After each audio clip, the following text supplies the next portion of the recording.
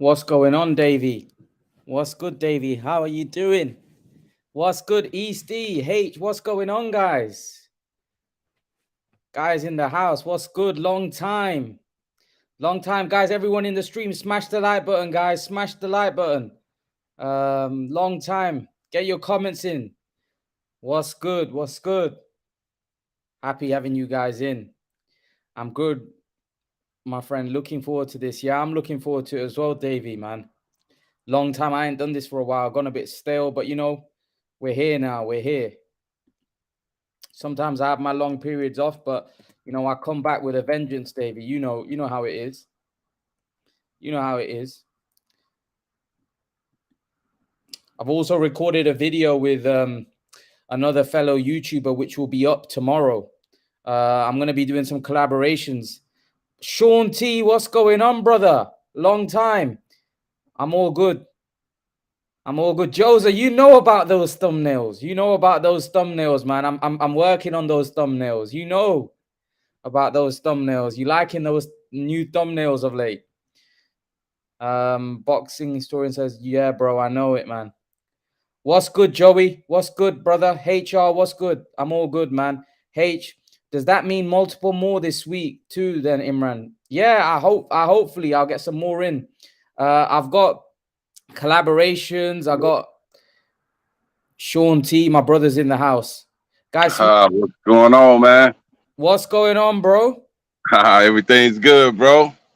Oh man, you know what? It's the first time I've actually spoke to you live, man, and I've spoke to you for years now, brother. Yeah, man. Yeah. I love the channel, bro. You're one of my subscribers. You're a knowledgeable guy. You know what I mean? That doesn't push any narratives. That's what I love about Sean T, man. I've been going back and forth with you. I know you're a Spence fan. I know that. I know. Definitely Yeah. that, bro. Yes, sir. What do you make of Jermall though, man? Jermall, man. What's going on with Jermall? Well, Jermall right now, he's pretty much like disappointing me. I'm gonna be honest with you. Yeah. He should be thinking about David Benavidez, Andre, somebody like that. Him even discussing Crawford is like it doesn't even make sense. You know what I mean? Mm-hmm. Yeah, I just would rather he focus in on the big fights that he should be making instead of even thinking about Crawford, because Crawford should be thinking about Spence. Yeah. I know, Sean. I know you want to get onto Spence because I know you like Spence. I know you're a big fan of Spence. He's a great fighter. I'm picking him to beat Crawford, by the way. I am picking him, and then I changed, and then I picked him again, and then I am picking Spence slightly, but most people are picking Crawford. All of the Hall of Famers saying that Crawford wins that fight. But let me get D-Money. I'll get your thoughts on Crawford Spence, Sean. Let me get D-Money. Absolutely. D-Money.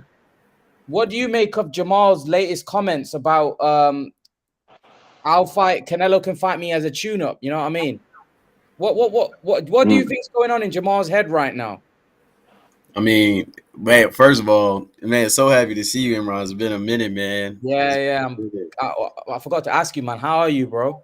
I'm doing good, man. I'm doing good. Jermall, man, man, he's a kitten, man. And somebody said that he's a kitten, man. I think he done everything but get down on a knee and propose to Canelo Alvarez and marriage after this fight, man. Everything. So I'm about tired of it, man. I'm tired of it. Yo, Jermall's calling out Crawford. He's calling. I said, let's do that Crawford work at 154. I'm like, I swear you moved up to middleweight ages ago. What's going on with this fighting Crawford? A middleweight calling out a welterweight. I'm confused, mate. I'm confused. I don't know what's going off with. What are we doing? Jermall. You know what it is? I think he's backed up in a corner because people want to see him fight Andrade. He's ducking that fight. He don't want to go near Benavidez. He don't want to go near him, right? Hell no. Thinking, you know what? Rather than fighting those guys, I might as well wait my time for the Canelo payday. Do you know what I mean? Because I don't want to fight Benavidez because he's a Mexican monster. I don't want to go near Andrade because he could box my head off. So I think Jermall's in a corner right now. So he's probably thinking, let me pick on small little Crawford. Do you know what I mean? What do you think, D-Money? Yeah, no, I think he is. I think you're 100% right. But you got to stop like we said, and you said this a long time ago. He needs to just go ahead and fight somebody. He needs to stop waiting for this Canelo payday and ducking everybody else that could give him a challenge. Like it's not gonna happen. You know what I'm saying? Canelo's not giving you that payday. It's just not gonna happen. You know, he's not doing that anytime soon. Let it go. Move on. Fight some real competition in the middleweight division. And you know, go from there, man. But he just don't want to do it. I'm over it. I don't even want to talk about it. Stephen, what do you make of Jermall's interview, man? Good having you. By the way, Stephen, man, how are you, brother? I'm doing pretty good, man. How's everybody doing, man? Salute. Doing good, man.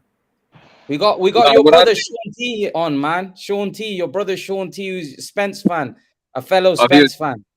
Yeah, I heard you say he was a Spence fan. Yeah. Yeah. So you had to. Yeah. It's by the way, Sean, Steven's a big Spence fan as well. Oh, he's a smart man. He's a smart. Definitely. I'm gonna say this, man. I'm a Spence fan, but you know, I like, you know what I'm saying, I just like boxing, man. You know, Spence is one of my favorite fighters. But you know what I'm saying, I like boxing, man. You know, I give everybody a fair shot. But y'all was talking about Jermall. What I think about Jermall, I really think, man, that Jermall's in a, you know, like you said, somebody said it earlier before I jumped on. He like backed into a corner, you know, because he kind of like Canelo in the same situation Canelo is in. You know, to be honest with you, I'm gonna keep it all the way real with you. I mean, who at 168 is gonna want to see David Benavidez, with the exception of Morrell Jr. Ain't nobody can really beat him, man.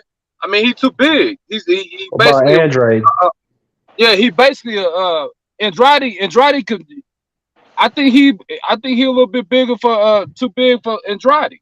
I think Andrade could probably make him look stupid with his boxing. You know, he's just so awkward. But I think, man, he just way too big to be at 168. Yeah, he should be at 175. Ain't nobody can really beat him. Ain't nobody can really beat him, man. I think he needs to go ahead and move on up to 175. That way we can really, and you know, he'll be more apt to get these fights, man. More people will want to fight him if he's at 175, because ain't nobody trying to see him. Ain't nobody trying to see him, man. Ain't nobody trying to look. Ain't nobody. Would you want to see him? Who, Andrade? Yeah. No, ain't nobody trying to see Benavidez. I don't think that's true, Stephen. Benavidez don't want to see Andrew. Batabiev. Nah, he don't want to, you know. No. Hey, but listen, I got Joe Smith this weekend. No way, Marky. Listen. Everett. Words with you though. Everett is. Hold on, let me say this: is plus 1,200 odds on a Joe Smith KO. Okay, go ahead and put a little $20 on that. I might do a little throwing money down a drain. You might as well go throw money down the drain. Plus 1,200 on a Joe Smith KO, Brad. Hey, we don't see the better beef get dropped. We don't see them get hurt. No, we ain't never seen that with Joe Smith. We also see them get up and cook the guy's ass as well. That's true. That's true. I can't deny that. Hey, yeah, he got a point, because you know what, man? Joe Smith is rugged. He's rough, rugged and raw, man. Mm-hmm. So he might go in there and surprise us, man.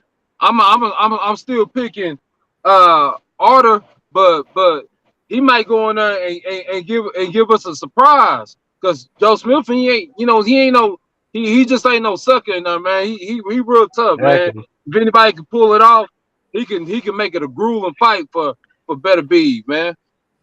I want to come to Sean T. Sean, you're a fan of Spence, right? And Spence is a very exciting fighter, very good fighter. I had a back and forth with Marky about Devin Haney, who likes Devin Haney. Sean, Haney. Fighter. Is Devin Haney an exciting fighter, or does he bore you? Honestly, he bores the hell out of me, but he's a good fighter. Look, he's a good fighter. But that's what I'm saying. But he's boring. Hold on, Brad. Come on now. We know that this is some proven shit. You don't have to be an exciting fighter to win fights in boxing. This is No, some but no proven one's saying shit. that. No one's saying that. No, he just said he's good. He just said he's Oh good. yeah. Boring. No, but you saying that you think Tank would clean his clock, and you saying I that do. you think I Lomachenko. do. Man, first off, where is Tank? I ain't heard shit from Tank since Devin won. He had a lot to say before the fight. I ain't That heard don't him mean he since. won't clean his clock, though. That don't mean I he think won't clean his clock. I think Then why they not? Then why they not trying to put? Then why Mayweather Promotions not trying to put him in there with Dev? I'm gonna be honest with you, man. I think honestly, I think Javante give Devin the business. I think he knock him out, man. I think he knock him out. Clean his clock. I'm telling I you. don't think so.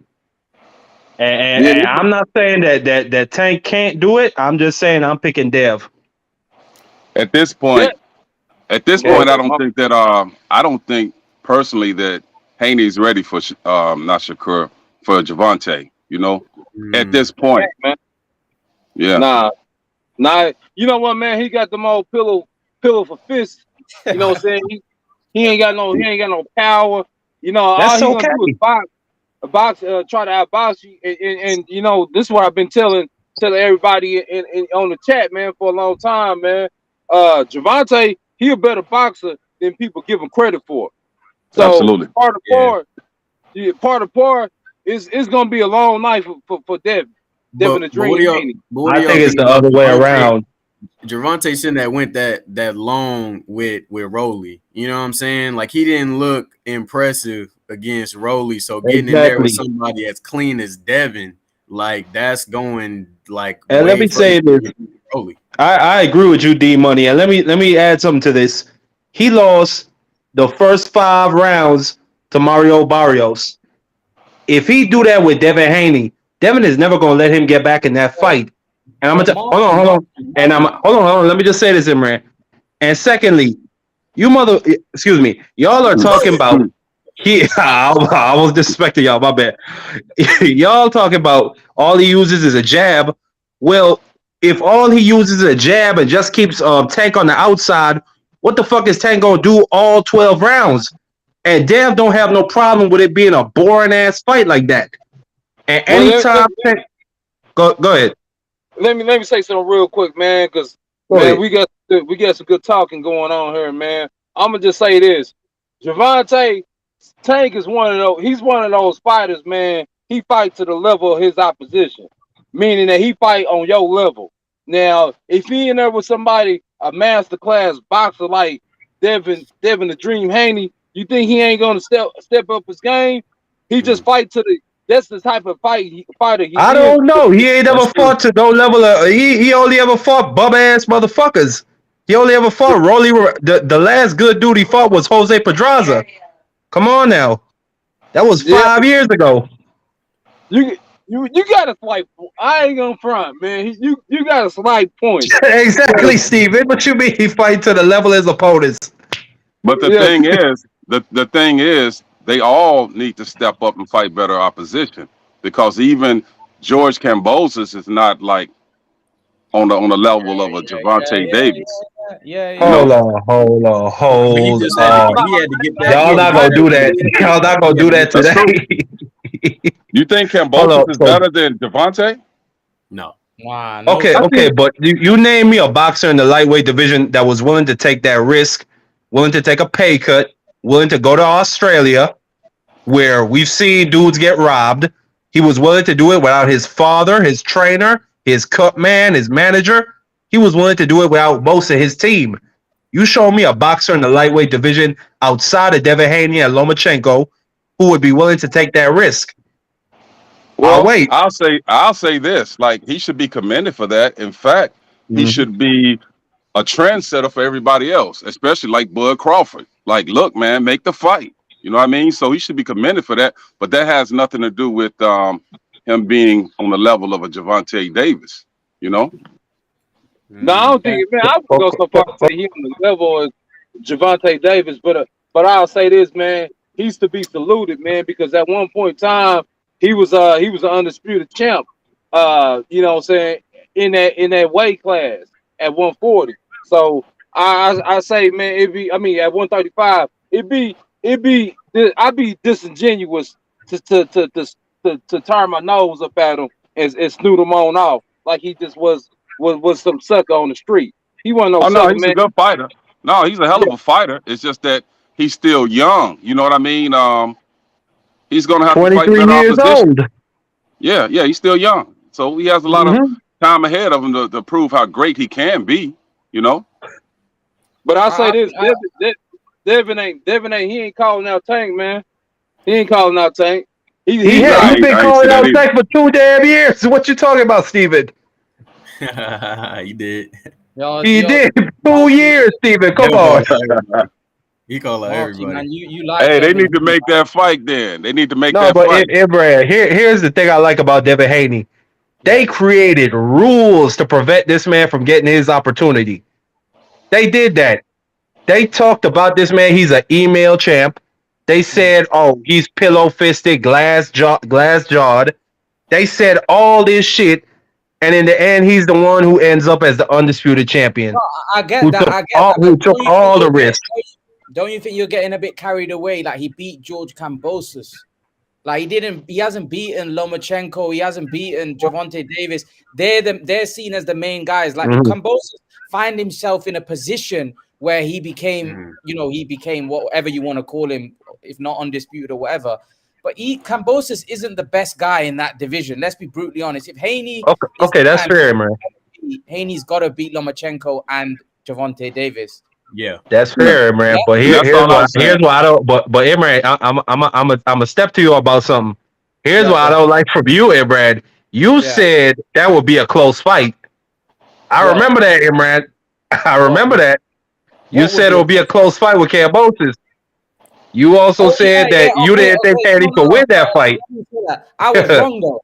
I was wrong. I thought Kambosos would be able to push Haney and make it a close fight, but actually Haney totally dominated him. He totally dominated him. You've got to give him credit where credit's due. Haney did what he had to do. Look, I'm not impressed All by that. the fact that he won comfortably and he did what he had to do. He is boring though. He's not exciting to watch. Let's be brutally honest. Let's get that right. Right? He's not exciting. He's not Javante. He's not Inoue. He's not those guys. And some guys have got upset with me for saying that.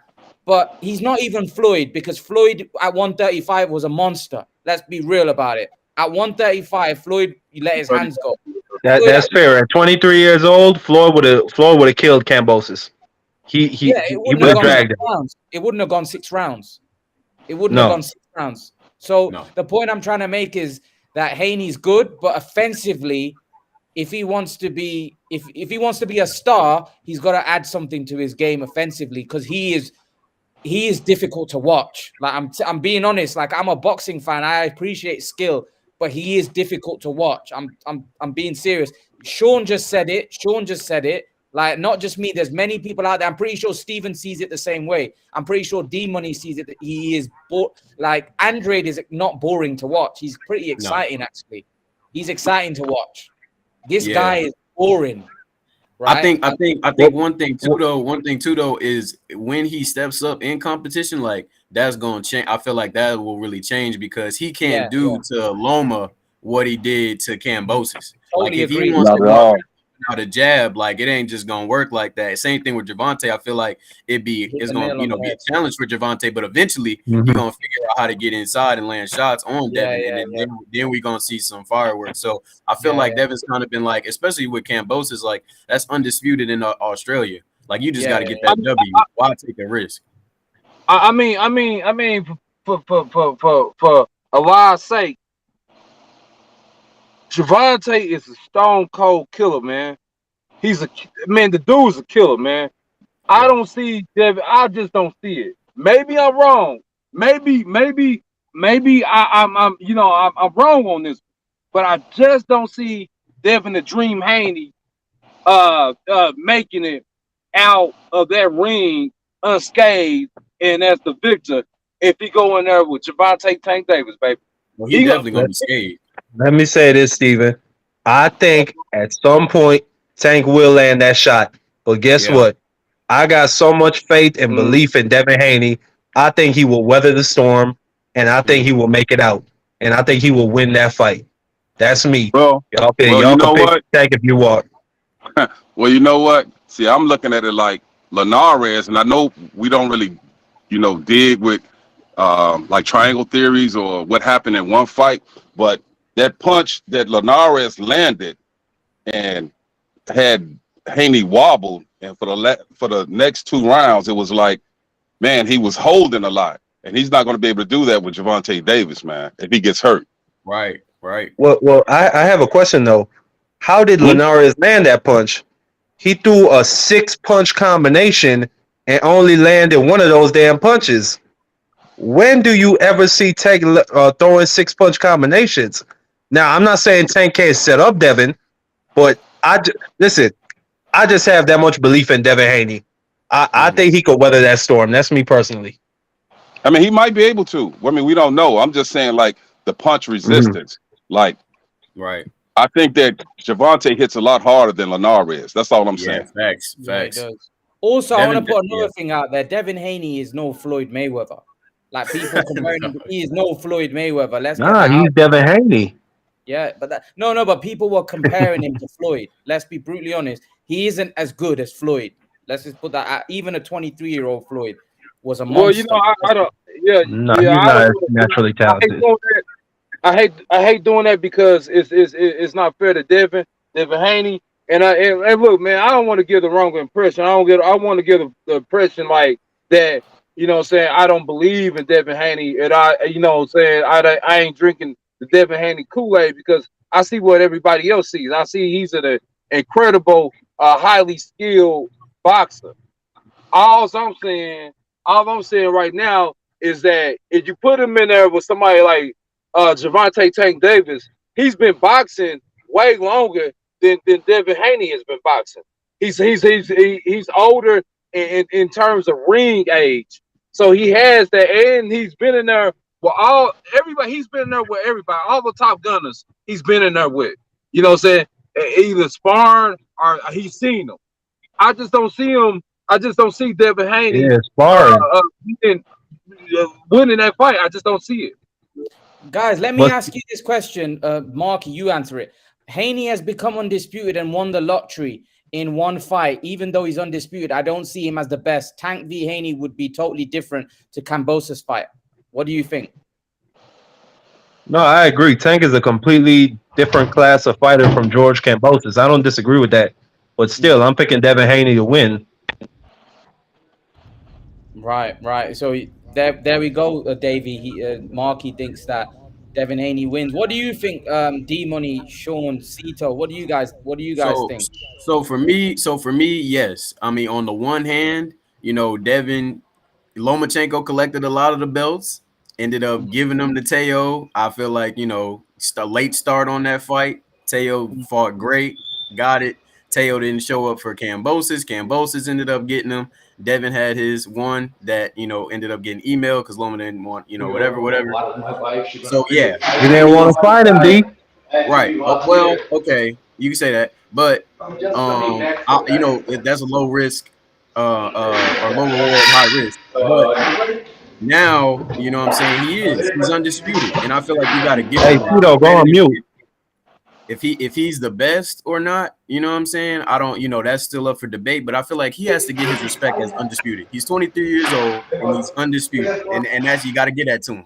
If Kambosos would have beat him, we would all be saying Kambosos is undisputed. Now we're gonna say, oh, Kambosos is the best. No, but you'd have gave Kambosos his respect. He's undisputed. So I just feel like Devin he should have his respect as being undisputed. Him being the best, you could do that in any weight class, almost anybody that becomes undisputed now. Like, oh, well, are they the best in the division? Did they fight the other guy, in that division that people say are the best?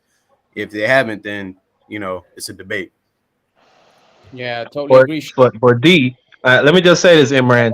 Go on, D. Who has been trying to fight Devin Haney? That's some real shit. Who has been trying? This man's on mandatory ducked him. Ryan Garcia ducked him. Lomachenko decided to. I gotta agree with you on that one. Actually. Okay. Well, I'm gonna let you go. After. Lomachenko petitioned for a franchise belt, so he didn't have to fight him. Tank Davis I mean, Tank talks all this good shit, but look what he did. He re-signed with Mayweather Promotions. I have not seen anybody really want to fight Devin Haney, but Devin has kept it consistent from the beginning. I want all the smoke, and he took less money. He went to another dude's backyard, halfway across the damn world, and yeah, I He don't got think anybody. less money, man. He got paid $3 million. That's a lot of money, That's man. that's less than what he gets paid, Imran. What? I don't think No, anybody. no way. I $3 don't think million. nobody scared. Yes, Imran. Devin Haney has been making more money than Tank Davis and all of them other boys. That's This is nonsense. something people don't know. He's never No, been. Yeah. have you? That's No, no, true. no. But hold on. Let me say. Oh, well, go ahead, Steven. Oh, well, real quick. I was just gonna say real quick. I don't think anybody's scared to fight Devin Haney. I don't think. I don't think. But ain't no takers. If you ask any one of them, yeah, I don't see him ducking Devin Haney, man. I don't see nobody scared of him. Well, his mandatories wasn't trying to. My bad, Imran. Go ahead. Lomachenko's openly come out and said he'll fight him next. Yeah. And he was saying it before, Yeah, that's too. true. Loma said it before that he'd fight Devin, but he just didn't want to do it at that time. I don't know if it was the injuries or what was going on, but he did say he would fight Devin. I'm not willing to give people that benefit of the doubt. I got to see it because what I know is he petitioned for franchise so that he wouldn't have to fight his mandatory, which was Devin Haney. That's what I know. And Ryan Garcia, like I said, we all know what he's about. So take from that what you will. The pullout king. Yeah, the pullout king. Who's the pullout king, CEO? Hey, man! His pullout game is extremely good when it comes down. Yeah, ain't nobody gonna catch him in nothing. Yeah, that's true. Ryan. Are you talking about Ryan? Are you talking about Ryan? Yeah, Ryan Garcia is the pullout king. That's what I call him. But all jokes aside, I'm just gonna throw in my two piece. I don't want to like rain on no one's parade because I'm agreeing with everybody in this room. I'm gonna just simply say that Ryan Garcia, which is real quick on him. I personally lost my respect for him a while back ago when he. And I'm nobody to criticize anyone that's going through any type of mental illness or a physical ailment, but I feel he starts something where he speaks like massive amount of crap that just is meaningless. He makes a big spectacle, and at the end he just pulls out, and that for me it's a no go. And I think it's D that's in the room that was speaking about Devin Haney, about people avoiding him. I had this huge conversation with a good friend of mine that tends to follow a lot of different online media sources like yourself, Emram, and he follows Blue Blood. He follows a couple people. And at first, I wasn't a real big fan of Devin Haney. I love his boxing style, but I don't like the fact that he wasn't fighting anybody. Then I came to learn that it is true. A lot of people have been avoiding him. A lot of people. Ryan Garcia was one of them that made a big spectacle. I don't know if you guys remember about 2 years ago when Devin Haney was petitioning for them to fight. That they were talking mad crap back and forth. Never happened. Devin Haney wanted to fight Teofimo Lopez. Same thing. They avoided him. He wanted to go ahead and fight Loma. Obviously, we already know with Top Rank how that works. That wasn't going to happen. So Tank is another one who was barely coming up to lightweight back about a year, 2 years ago, until just recently he started petitioning between 135, 140. That's a toss-up fight. I'm not going to speak on Tank because I love Tank's fighting. Your microphone's echoing. Okay, can you hear me? It's cracking. Your How microphone. about now? Yeah, we could hear you. It's just as cracking. It's cracking. Oh, that's weird. Weird. I got good signal where I'm at. All right, yeah, it's cracking, man. It's here. I'll try to log back. Yeah, try log back in. All right, no problem. So let's come to Sean because I know he wants to talk about Errol Spence Crawford. Let's go on Spence Crawford. Yeah, Sean. A lot of people. I was watching like a lot of the Hall of Famers, like Roy Jones was they all got inducted into Hall of Fame. Bernard Hopkins. Everyone's picking Crawford to beat Spence. Everyone there was picking Crawford to beat Spence, saying that Spence ain't about that life. Spence don't want that smoke with Crawford. Crawford's gonna beat him pretty soundly. I know Steven's looking at me, raging with the smoking out of ears now as well. But this is what a lot of them were saying. They say Antonio Tarver said, you know, Spence don't want that smoke. He's not about what Crawford's about. What's your response? Obviously, it seems like Crawford is a heavily favored by a lot of the boxing experts. Why that is, and what give your 2 piece on it? Okay, so when it comes to the so-called legends and their opinions, right? I don't respect that too much, only because a lot of them seem to be tied into like HBO, Top Rank, ESPN. They have some type of affiliation. You know what I mean?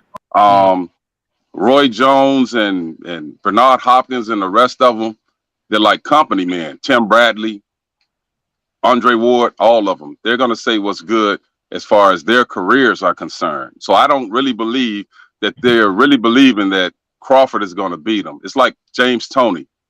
I remember somebody asked him, hey, who do you think is going to win, Danny Garcia or Errol Spence? He said, Danny Garcia, quick. You know, Mike Tyson, Sugar Ray Leonard, they all picked Mikey Garcia to outbox Earl. You know what I mean? So it's like they have some type of agenda against Earl. I don't know what it is, but they keep choosing the wrong people. And even with Crawford, they choosing the wrong person. That's my take. What Stephen, boxing historian Davey is asking, I think Crawford might have peaked already and may be ready to be taken. What do you guys think of that? Stephen? Well, let me address. Can I comment on that too? Of course, you can address everything. Let me say something real quick, man, about these so-called legends. These legends that they're speaking bad about my man EJ. Let me tell you something, man. I don't put no stock into nothing that Roy Jones Jr. say, because a lot of times he's speaking out of bitterness. And so, Mike Tyson, who really listen to Mike? Does anything Mike Tyson say make sense? He don't even know what he's talking about half the time. He just that bullshit. Yeah, he just he smoked too much weed, and his mind is just not there. And check it out. Ray Leonard said without no contemplation, just right out the rip, that that Mikey Garcia was gonna beat EJ without giving no education behind it. And you ask him why, they say, well, champ, why you say that? Why you say that? He was like, cause he's Mikey. Cause he's Mikey. just stupid. So a lot of these guys are just, man, I'm gonna be honest with you. I'm gonna keep it 100 with you. A lot of these guys are just jealous. They just jealous because EJ is the best thing smoking right now. He the best thing smoking. Why would they be jealous against Spence though and not Crawford? Hey, but Imran, go ahead, Stephen. I'll go after. Okay, one last thing. Because EJ has the most promise. See, there's a ceiling to be had with Bud. If somebody in your own chat just asks me, has Bud peaked yet? What I can see, everybody else see. They see. They don't want nobody wants to relinquish the title of being the greatest. You think Floyd really want to relinquish his best ever to somebody else? He don't want that. They don't want that. They don't want to be eclipsed. That's why. And I believe that Floyd also has some type of resentment against Earl, not just from the sparring, but also with Earl not signing to his company. You know what I mean? And right now he's trying to entice Crawford to come over to his camp. Yeah, I could believe that. But I'm gonna say this before I go. Has Crawford peaked? Do you think he's there for the taking now?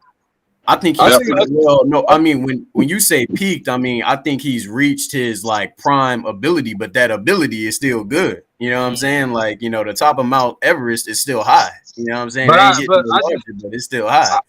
But if you ask me, I'm gonna say YES. I'm gonna say yes emphatically because like I just said, he can't Where he gonna go? He can't go to 154 and compete.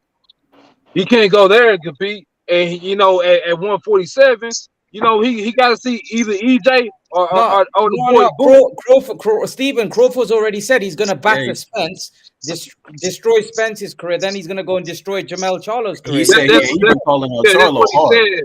But that's what he said. But what does his heart say? I'm listening to his heart, not what his mouth say. Right? You know, if you ask I don't me, know, man. I think you're I believe Crawford when he say that. Me personally, I believe him when he say that. Is he going to do it? I don't know. We got to see it. But I believe him. He ain't got nothing but a nap coming. If he go, excuse my French. If he go fucking with Jermall, he got nothing but a nap coming. He got a nap coming before he do with EJ with Jermall. EJ ain't do that bad like Jermall would. So he needs. I don't think EJ can sleep Crawford like that. No, I don't. He's gonna break him. He could break him. I'll say that. I'm gonna say this though. I don't think you put him to sleep. I'm a EJ fan. I'm a huge EJ fan. Honestly, top 3 favorite fighter. But I'm gonna say this. I've been going back and forth like Imran as far as EJ winning this fight though with Crawford, man. I don't know what you guys see in Crawford that y'all just don't think is like elite skill, you know, but he's been like on that 1 or 2 pound for pound, you know, top 3 pound for pound list for a reason. Like this dude, like he's a switch hitter, he has power, he has speed, accuracy, defensively responsible. Like, what are we not, you know, I don't know what EJ, like, it's going to be, you know, it's 50-50. Right. I don't know. All right, man. That's look, something that annoys me about a lot of these fans, man. They act like it's either one way or the other. Like one guy, like they think one guy's going to get dominated or fucked up. Like that's bullshit. This is going to be a dog fight Okay, can I interject, man, with that, man? Because I'm getting a little pissed off. I ain't gonna lie to you. Listen, man. Listen, I've been watching boxing since '86, man, for real. So here's the deal. I'm gonna liken this to Mike Tyson, right? So when everybody was high on Mike Tyson, I wasn't really high on Mike Tyson because he had knockout power and he had good skills, but he was fighting bombs. You know what I mean? So I used to tell people, man, when he gets in there with somebody who's not afraid of him and takes them down there into the deep waters, they're gonna drown Tyson. So it happened before I thought, you know, I picked Evander to do it, but Buster took him to deep waters. He drowned his ass. And this is what's gonna happen with Crawford. Because he fought so many bombs, he's not prepared for Spence. This is my only interjection to that. They both fought Sean, and Sean is, if he knew one thing, he not scared of nobody. They both fought Sean, and to me, to my eye test, Crawford's performance against Sean was better than Errol's. Hold on. Can I please? Oh wait. Let Imran go. Let me say. Many felt Sean even won the fight. I remember at the time, many even felt Sean might have nicked that fight against Spence. Okay, but what are we talking about, though? We're talking about a Sean Porter who had a belt, who was younger, who had something to fight for. You see what I'm saying? Come on. No, you know, this is what Crawford said. He said, I'm going to fight this dude and y'all going to make excuses. He literally said that before the Porter fight. Yeah. So you think that the Sean Porter who fought Errol Spence is the same Porter who fought Crawford? What was different, though? I think Sean Porter is a dog every time he steps in that ring, and his father was on some bullshit. Well, I think that his dad definitely like shouldn't have stopped that fight. But I feel like this: if you have someone who's ready to retire, whether it's Sean Porter or Manny Pacquiao, it's going to show in their last fight how much effort they're going to put into it. He looked good in that fight. I'm watching it right now. Porter versus Crawford. He looked good in that fight. Yeah, he looked good, but he has a point. He was a little bit older, you know, but you know, it wasn't the exact same. But Porter was still good. Y'all ready? Y'all ready to get? Hold on. Real quick. Hey, Steve. Let me ask this question real quick. So, if anybody saw the Buster Douglas Mike Tyson fight, Buster Douglas got caught in the 8th round with an uppercut. He hit the ground and he did the same thing that Sean Porter did. He hit the canvas like, God damn, I got caught, right? What would have happened if they would have stopped that fight? Somebody would have thrown the towel on Buster Douglas. What's your Straight up. point? We What's would have your never point? known. But My here's the point is, difference. my point is that towel should have never been thrown in with that Porter Crawford fight. I don't You Yeah, don't Kenny know agree what with Porter, that. stopped Kenny, anyway. Kenny Well, Porter stopped that prematurely. It was and a I one and way. I well, was It just was gonna a say one real way quick. hill by that point. By that point, it was a one way hill. By that I last was just gonna say real knockdown, quick. one way hill. I was just gonna say real quick. Um, to me, if y'all ready to get y'all blood pressure high, and because I'm finna make a lot of people mad, but I had Sean Porter winning that fight, man. I'm not me sold too. on I mean, before that, I'm not sold on Bud like that, man. I'm not. Not at all. Wow. But he stopped him, man. He stopped him, Stephen. No, Kenny stopped him. Kenny I tell stopped him. you this now. You know something, man. Oh, I'm not a Spence fan. I'm not a Crawford fan, but man, I don't know. Every time I talk to Spence fans, I want Crawford to win. Every time I talk to these Bud fans, I want Spence to win. That's how much they fans turn me off. To be honest with you, like God damn, you not sold on Bud Crawford, Steven? Are you serious? well, shit. I'm with Steven. Shit, I'm not sold on him either.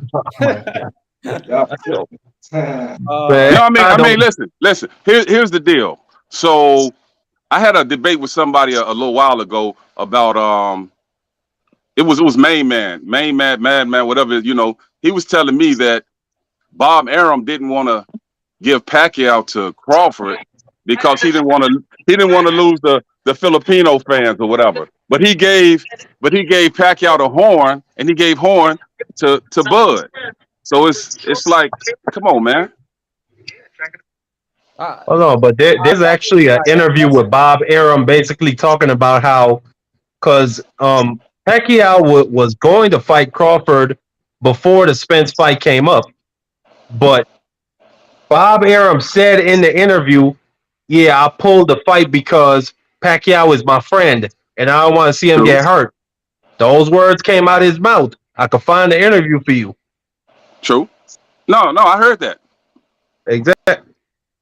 No, I heard that. But Okay. my point is Pacquiao, not giving Crawford that Pacquiao fight, and then feeding him Jeff Horn, and then behind that Jose Benavidez, then after that Khan, then after that Kavalauskas, then after that, you know what I mean? It's like he hasn't been fighting any top elite fighters.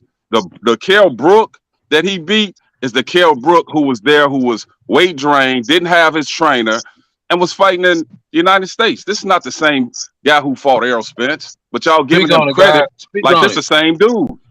Speak on it, man. You talking you preaching to the choir, man. Keep talking Yeah, that I talk, mean, boy. but here's the deal.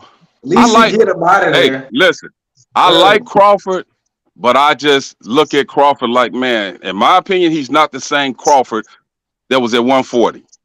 He's not. He's not showing me the same dude that was at 140. He's slower. He starts out slower. He doesn't move the same. You tripping. It's not the same He Crawford. looks nice right now. He looks Sean, right Sean, now. That boy from Omaha Yeah, is gonna they whoop better somebody's fight. ass. They He's better gonna whoop his fight. They better ass. fight because Ennis is gonna clean both of their clocks. Let's be brutally honest.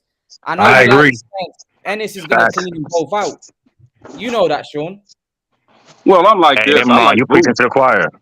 Well, I like Boots, but the thing is, even with Boots, it's like you have to fight better opposition, better quality, whether it's Virgil Ortiz, who's, you know, his peer, or if it's Bud, or if it's Spence. He's got to I fight You agree. know, better I you better know what's agree. funny Sean, about that competition. Sean. comment though? No, Hold up, but Go Imran. ahead. You know what's funny about that comment? Yeah. Thurman fans were saying the same thing about Spence way back when. Oh, well, he hasn't fought anybody, exactly. and they Yeah. would use that as an excuse so Spence wouldn't fight Thurman. No, but Well, here's the no, thing, no, no. Jeffrey. It's not an excuse. The fact of the matter is, at the time, Earl was high risk, low reward for Thurman. The same as Boots is right now for Thurman and Spence and Crawford. But He's Yep. here's he's high risk, low reward. but Sean, here's the thing, You right? shouldn't With care about Ennis, it, though. look. I know I'm big on Ennis, but let me tell you this, right? There's Hmm. certain guys that you see, right, and you can tell that this guy is a generational talent, a great talent. right? I'll be honest with you. When I first saw Spence and I first saw Crawford, I didn't view him as high as I view Ennis. Like, you can tell this guy is just on a different level. Different. Yeah, I agree about fighting better opposition, but there's a lot of guys that don't want to go near that guy. The guy can do it all. He's a switch hitter. He can hit you with right hand, left hand, and put you to sleep. He's a big guy at the weight. He's fast. Great footwork. He's got great judge of distance. He's just a complete fighter. They're not beating this guy. I'm telling you. I can't see this guy being beat at 147. Just like Steven says at Benavidez at 168. These guys aren't beating him. He's too big. He's too skilled. He's too good. I'll be honest. I think he would beat most guys at 154, let alone 147. I think he's that. God damn. I agree. Let's give him a little bit more time before we crown him king. Exactly. Let's give him a little bit more time. Let's see him in there with somebody with some good opposition. Let's see him in there against Virgil.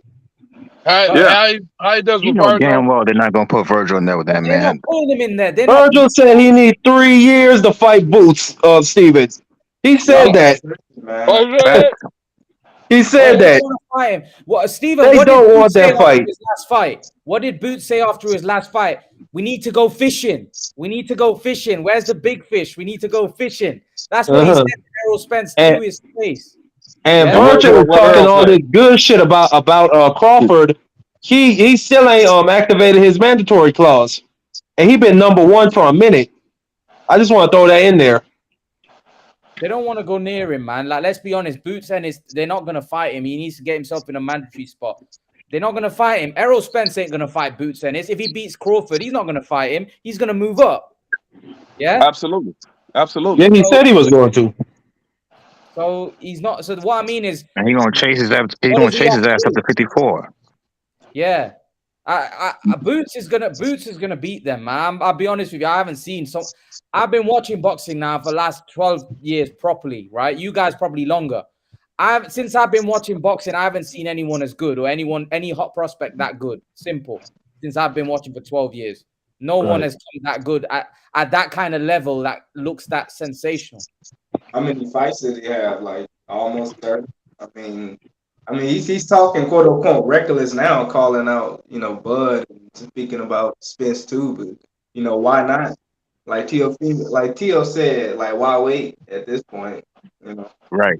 Go ahead and give him the push. Hey man, Boots, he reminds me of a young Floyd and a young Roy Jones at 154 when they was prospects and they was just running through everybody.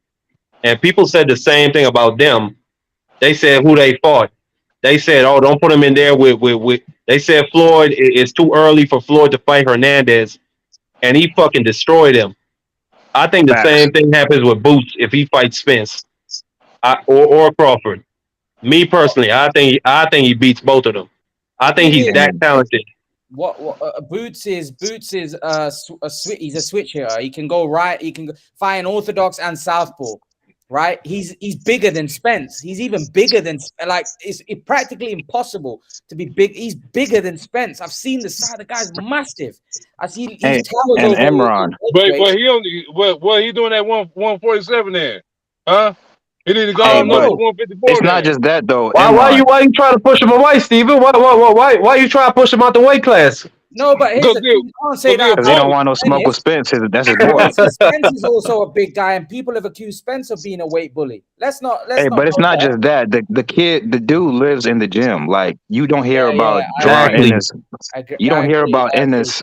Yeah, you don't hear about Ennis blowing up in weight, drinking, and doing all this shit outside of. He's a humble kid, yeah. Okay, he learned from his brothers. His brothers, they were very talented fighters. But they fucked around with women. They fucked around with alcohol. They were in the club. They weren't focused. And he learned from that shit. You know another fighter that had that same issue or same upbringing where he watched his family members do wrong and he learned from that? Floyd Mayweather. Yeah. I'm telling you, there's a second coming. You gonna see because when you have great talent with great work ethic, this is what you get. I got a question for y'all. Why y'all always tripping on Earl for having a drink, man? He can have a little drink. I mean, you can.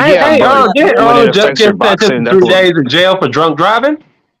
Yeah, I yeah. hate to Look, bring if that up, Earl Steven. wasn't drinking, he would have knocked out Mikey Garcia. Let's be honest. He wasn't prepared for that fight. Nah, Earl said he wanted to box because Sugar Ray Leonard said that he was gonna get outboxed in that fight. Yeah, but So if he you just watch wanted to that box fight that nigga up. late in that fight, he was trying to stop Mikey, but he couldn't because he started running Yeah, out of gas. around the night. Yeah, early in his career, Earl Spence never ran out of gas. He could go for 15 rounds if he wanted to. But you could tell he didn't take that fight seriously. Initially, when I first saw Errol Spence, I thought he would achieve a lot more. I thought he would go through the weight class. I even thought he'd go to 160. But I think his career's been cut short with what's happened. I do. I don't think he's going to do what I initially Man, thought. I thought he'd go to 160. he still got time. Hey? He still has time. Hey, hold on, Imran. I got a question for you. It's about. I hate to interrupt you. It's about another fighter from Philly who I don't think gets talked about enough. Stephen Fulton. Did you see it? Yeah. Did you see him fight? Yeah, Man, that dude. Him and Inoue. Hey, I want to see that fight. You see my picture. Inoue is my favorite fighter. I actually went to school over in Japan for a couple of years, and that's when I got to see Inoue live. Listen, that dude is my favorite fighter. They're saying he fought a 40-year-old man. That's his best win. That's not true. They just don't know who he's fought. Yeah, I can tell you. Yeah, I agree, man. I agree. Maloney. Well, who's the second best win? Maloney. No, he fought Emmanuel Rodriguez. They said that fight was a 50-50 fight. He knocked that nigga out in 2 rounds. Then, go ahead. I think it's lack of knowledge of the lower weight classes. You know, the lower weight classes aren't really observed like that. Do you know what I mean? So it's lack of knowledge. I'd argue that may be true, but I would argue Fulton has had a tougher road than in a way, because he's beating guys in their prime. I mean, yeah. Go ahead. He's come from 108 though. He's come from 108, hasn't he? Yeah, he has. Man, he has. That dude. He fought. If he beats Fulton, you're already looking at an all-time great already, because coming from 108 to then beating a guy at 122 in Fulton, who's a great fighter, by the way. That's what he needs. That's what he needs to cross over, because beating these dudes in like Asia, no disrespect to them, but like people don't really pay attention like that to those type of that region. But if he beats like an American star like Fulton, that's gonna cross over like worldwide. That's gonna put him over the top. I want that fight for both of them, man. Because Fulton, he doesn't get no mainstream respect. None. Exactly. Man, he deserves it. He with the business too, man. Exactly. Fulton might be one of the most skilled fighters in the world, bro. He can beat you any type of way. If you want to dance in the pocket. Inoue or Fulton? I got Inoue, but that's gonna be a fight. 50-50. I'm going with Fulton. I think Fulton can outbox him. 50-50. Inoue can box, man. Yeah, but not like Fulton. I'm telling you, Inoue's never fought anybody like Fulton. And I don't think Fulton's fought anybody like Inoue. What's that rule in boxing? When it's a good little guy versus a good big guy, you got to go with the big guy every time. That's true, but that's not a rule that's set in stone. No, seen it unless before, that man. little guy is like way more skilled, then I don't think that's the case here. I don't think that's true, because you look at Roberto Duran and Sugar Ray Leonard. That's different, because Sugar Ray Leonard decided to fight Duran's fight in that first one because he got under his skin. You look at Ray Leonard and Marvin Hagler. Well, you can look at Usyk and Joshua. You know, Usyk was the smaller man. Joshua decided to fight Usyk's fight. He wanted to box him instead of grow after him. Yeah, but Usyk is. You proving my point. Okay, but you gotta give these dudes their respect. Come on now, don't just say, oh, it's because the other guy didn't do something.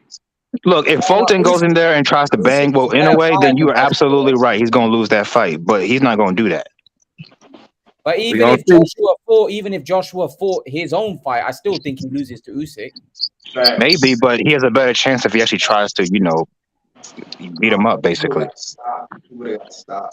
Yeah, you're not going to outbox a master boxer like Usyk. The thing is, though, Reb Reed, Inoue is very explosive. He is, but so was Pacquiao versus Floyd. Let me bring it up. This is the same exact thing when people were saying when Pacquiao was going to fight Floyd Mayweather. Oh, he's too explosive. He's too fast for Floyd Mayweather. Look what happened. Skills pay the bills. If Fulton has more skills than Inoue, you're going to learn the hard way. 66% of Twitter thought Brandon beat Fulton. Fulton did beat Roman though, but Inoue by Did you KO. watch that fight? Did you watch Man, that that's fight? some BS. Imran What Brandon v the Fulton? Yeah, I Figueroa saw. versus Fulton. No. He even Okay, says well, he if thought you watch Fulton that fight, Fulton literally fought Figueroa's fight just to prove a point. He, the smaller guy, was fighting in the pocket with a bigger Mexican come forward fighter. How many times do you see people do that?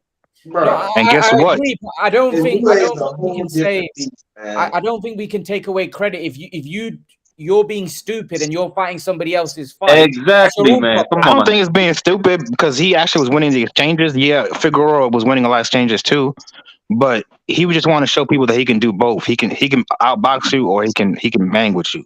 Now, Here's as my far as problem. Inoue, Go ahead. yeah, Inoue, the way to beat a guy like Fulton, if he's going to try to fight you from the outside, you need a pressure fighter. Inoue is not a pressure fighter. He's really more of a counter puncher, right? Yeah, very dangerous He, counter. yeah, but like that type of style really actually fits Fulton style more than like a pressure fighter like Figueroa. Figueroa is a pressure fighter. I like Stevie.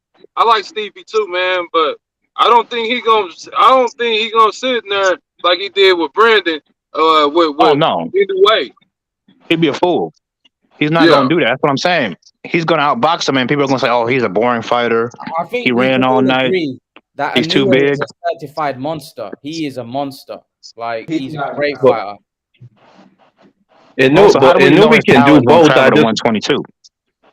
what you That say? doesn't mean he wins at How do we 120. know his power is going to travel to 122? You think he's going to knock out people that easily at 122? I'm not sure. I think it's gonna carry. That's me personally. Comes into like his fight weight usually is like above 122 anyway. So Man, like, I'm why? telling you, Fulton is a dog. Like, it's not going to be easy. He has no punching power though. Like Nobody. I'm not He saying it's don't gonna be need easy punching either. power. They said the same thing about Floyd. he's And no yeah, it might Floyd, sound man. crazy. He is no Floyd, man. He's But I'm Floyd. saying, like, I'm telling you, Fulton is Hey, one of the but top 10 Fulton, most skilled fighters in the he's world a right now. master Floyd at boxer. those lower weight classes had like punching power. He was a devastating puncher at those lower weight classes. So like, stop with the Floyd Mayweather Well, comparison. okay, first of all, the people, It's Devin Haney, Go look, on. bro, punching power is not everything. Because Inoue has skill, when placement, and accuracy, dude. well, On top yeah, of I know he does, but when Oscar Valdez fought Shakur Stevenson, a lot of Valdez fans was telling me that, Inoue has ring IQ that like And Inoue is no Valdez. Come on now. okay, wait. Let me ask y'all a question. Is there proof that Inoue knows how to cut off a ring? he Yes. does it all the time. Watch his fights, Yeah, bro. Go look at the Omar Navarez fight. against somebody that actually has real footwork like Fulton, not some Yeah. some Asian dude that we never heard of. There's only a handful of fighters in boxing who have footwork like Fulton. But you go look at the Exactly. Omar Navarez fight. Okay, so but let me say this. The Omar Navarez fight, another dude you don't know. But anyway, Omar Navarez is a very slick fighter. Man, never been knocked out in his whole career, and knew he knocked him out in 2 rounds. And that was a nigga with over 20 title defenses. Okay. Was the two-way champion. Fulton's two best wins. Hey, Yeah. Fulton's 2 best wins are better than Inoue. Let me tell you why. Figueroa was a champion at 122. Almost beat. He's underrated in my opinion. Danny Roman almost beat MJ, the dude who has the other belts that Fulton is going for to become undisputed. And Fulton washed him. It wasn't even close. So, has Inoue ever fought anybody in their prime who could be considered a pound for pound fighter? Considering that but he's fought a pound fighter, I can ask you the same question about Fulton. Like, what fighter? Well, I'll tell you this. No, look, this is why I'm not as high on Inoue as you guys. And he's a great fighter. Don't get me wrong, but when you're a prime fighter, pound for pound fighter, you should not be going 12 rounds with a 40-year-old man. I don't care if he's a legend. You put a 40-year-old Pacquiao with Earl Spence, he's gonna beat the shit out of him. That's how it's supposed to go. Hold on. What you're saying doesn't make sense, bro. Because how does it not make sense? Man, he just captured a title and knocked out one young champion, another young contender. Like, so it don't make sense. He came into the fight. best shape Maloney? ever. Like, No, Donaire, he knocked out. What was that guy's name, man? Obali, and Raymar Gabayo. Okay, Yeah, but what so happened when like, Donaire fought? Donaire's been knocked out already by Rigo and what's his name? Walters. Are those two 126 niggas pound pounds for of pound number Walter one? Should they be considered Jackson. number Donaire got one? knocked out by Rigo. He didn't Well, get he didn't get knocked knocked out, but he definitely got his ass whooped. So what you're saying is to discredit him, you're gonna bring up him getting outboxed by one of the best of those little boxes down there, and one of the hardest punchers of those little boxes down there. That's No, what you're all gonna I'm do. saying is, why should we consider Inoue number one just because he beat Donaire when he I don't lost think already? he's number one, but I think he's top You're 5. grossly discrediting Donaire, like from the very jump, like in The man, no, he's 40, bro. Like if I want to see Inoue beat a prime Donaire, then you can why get. is he capturing titles though? Why is he capturing titles? You bringing up he's 40. I mean, but every why title is not capturing equal. Well, here's the deal. Okay, so now, oh, come on, man. titles? Well, hey, What is listen. up? It's Here's true. Certain Let divisions are weak. Sean have a go. Let Sean go on, Sean. all right. Yeah, here's the deal. So I've been watching, boxing for a minute, and my whole take is, you really can't tell what's gonna happen until they get into the ring. You know what I'm saying? And I'm saying that because I can recall, a lot of people thought that Julio Cesar Chavez was just gonna knock out Pernell Whitaker. You know what I mean? Facts. And Pernell Right. Whitaker being one of the slickest boxers ever, he embarrassed Chavez. Although they robbed him, they made it a draw. So it was like, you really can't tell exactly what's going to happen when you have two skilled individuals until they step into that ring, you know what I'm saying, and match their skills against one another. Boxer beats puncher 9 times out of 10, especially when the boxer is actually bigger. That makes it even more favorable to the boxer. I think Inoue is not just a puncher though; he's a boxer as well. Yeah, but very I don't skilled think he has the boxer. skills. I don't think he has the skill. Let me be honest with you. If Fulton, let's say Donaire moved up to 122, Yeah, because he could do that if he wanted to. Fulton it's not gonna be a competitive fight with Fulton. I promise you. I bet it will be. I bet it I will. think it would. I put my life That on Donaire from that 2 shit. years ago. Because for one, Fulton is not going to be dumb enough to try to bang with this dude. He's going to do whatever it takes to beat him, but I don't think it's going to be a competitive Well, fight. he was dumb enough to bang with Figueroa, apparently, like you say, who's also a big ass puncher. They're not Look, gonna I'm gonna respect say his it again. punching power, dude. They're gonna walk through him. Somebody like Naoya Inoue and I'm gonna say it No, again. but let If me you're say, in ain't a way, nobody walking through Fulton. But I'm just saying, right? You're if crazy. you think Fulton is going to go in there and just outclass Inoue, that's some bullshit. That's not I think he happening. could, bro. I really think I he don't could think so. because I don't think Inoue is used to that style. Styles make I fights. really, there's no. Has he fought anybody even close to a Fulton type? Well, hold on. Who has Fulton fought like Inoue? Who's as No, but explosive as Inoue Inoue? can just do with more power. That's not like a different He's style. also a very accurate puncher. He's also a guy who could fight on the front foot, who could box off the back foot, who has a great jab. Listen, this dude, like, I don't know if you think Inoue is just somebody who's just walking forward and knocking motherfuckers the fuck out. That's not happening. Inoue is skilled. Yeah, he is skilled. But I believe Fulton is more skilled. Gotta watch some breakdowns. Well, you know what? That's fair, but still, that's a 50-50 fight. Yeah, they both got hard. It is 50-50. I said that from the beginning, but I just think it's disrespectful for people to think that he's gonna knock out Fulton in two to three rounds. I'm like, what? I think that's stupid too.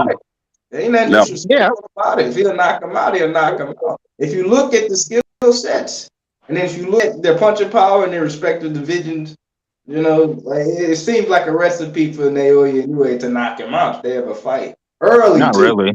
Talking about 4 rounds type early too. Nah, man, I don't think that body, when he starts hitting that body and start opening up that head, like, it's gonna be a wrap. It's gonna be a done deal. Inoue can jab. He can move. He's not some like mindless baller.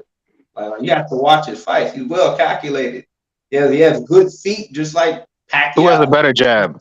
Sets the shot they up. both have great jabs, but I'd have to go with Fulton just because he has the reach advantage. There we go. So he's got a better jab and he's got the reach advantage. He's got the size advantage. He probably has better footwork than Inoue. That's at He least he three, has four a things I just named marginally right there. better jab. He has a marginally better jab because he probably I got, mean, yeah, well, in a fight this close, that matters. especially, and Inoue is gonna drag that boy into a dog fight, and you know who's gonna win that fight. Fulton's used to a dog fight. Have you watched him fight? Not with nobody like Naoya Inoue. Not with the sharp Well, punches and Inoue knows is how not to used hit to that it weight. being a dog fight with somebody bigger than him, much bigger than him. Somebody Donaire is bigger than him. What you talking about? somebody that's much bigger than him, Yeah, yet but isn't as Fulton ain't strong. fucking 40 years Come old. on, man. Come on, man. Man, Fulton is a This better guy fighter come than on. Donaire. I hope you know that, he right? is going I to think smash. I No, think he's Sean not. hit the nail on the head. You can't really say who's gonna win. They need to get in there and scrap it out. Do you know what I mean? And then we'll find out. I'm confident. Hey, and that fight's happening, Imran. That fight is gonna happen. I don't know if y'all saw it on Twitter. They talking. Yeah. I I think that hope so, fight can goddamn. happen. But guys, I want to change the tune, man. Obviously, let's go back to super middle, right? They've talking that Canelo's gonna fight Golovkin, right? Benavidez is stalking around, Andrade is stalking around, Charlo's stalking around, right?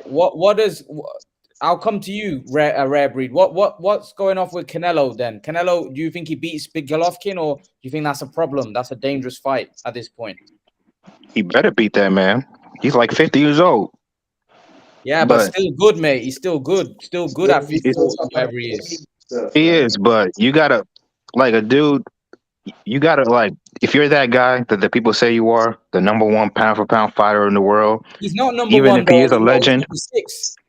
He's Well, number 6 now. a lot of people still think he's number one. His fanboys, at least. Well, he's dropped now. He's dropped to number 6 now. So okay. Well, on the unofficial, either way, my point have is, them up there at all. if you're that guy that people think you are, you gotta watch Triple Does. If you watch that Murata fight, if you watch that Murata fight, Prime Triple G it's not that competitive with a guy like that. That dude is tailor made for Triple G. Like he should have destroyed him, but it was kind of semi competitive. So he beats Golovkin. What after that?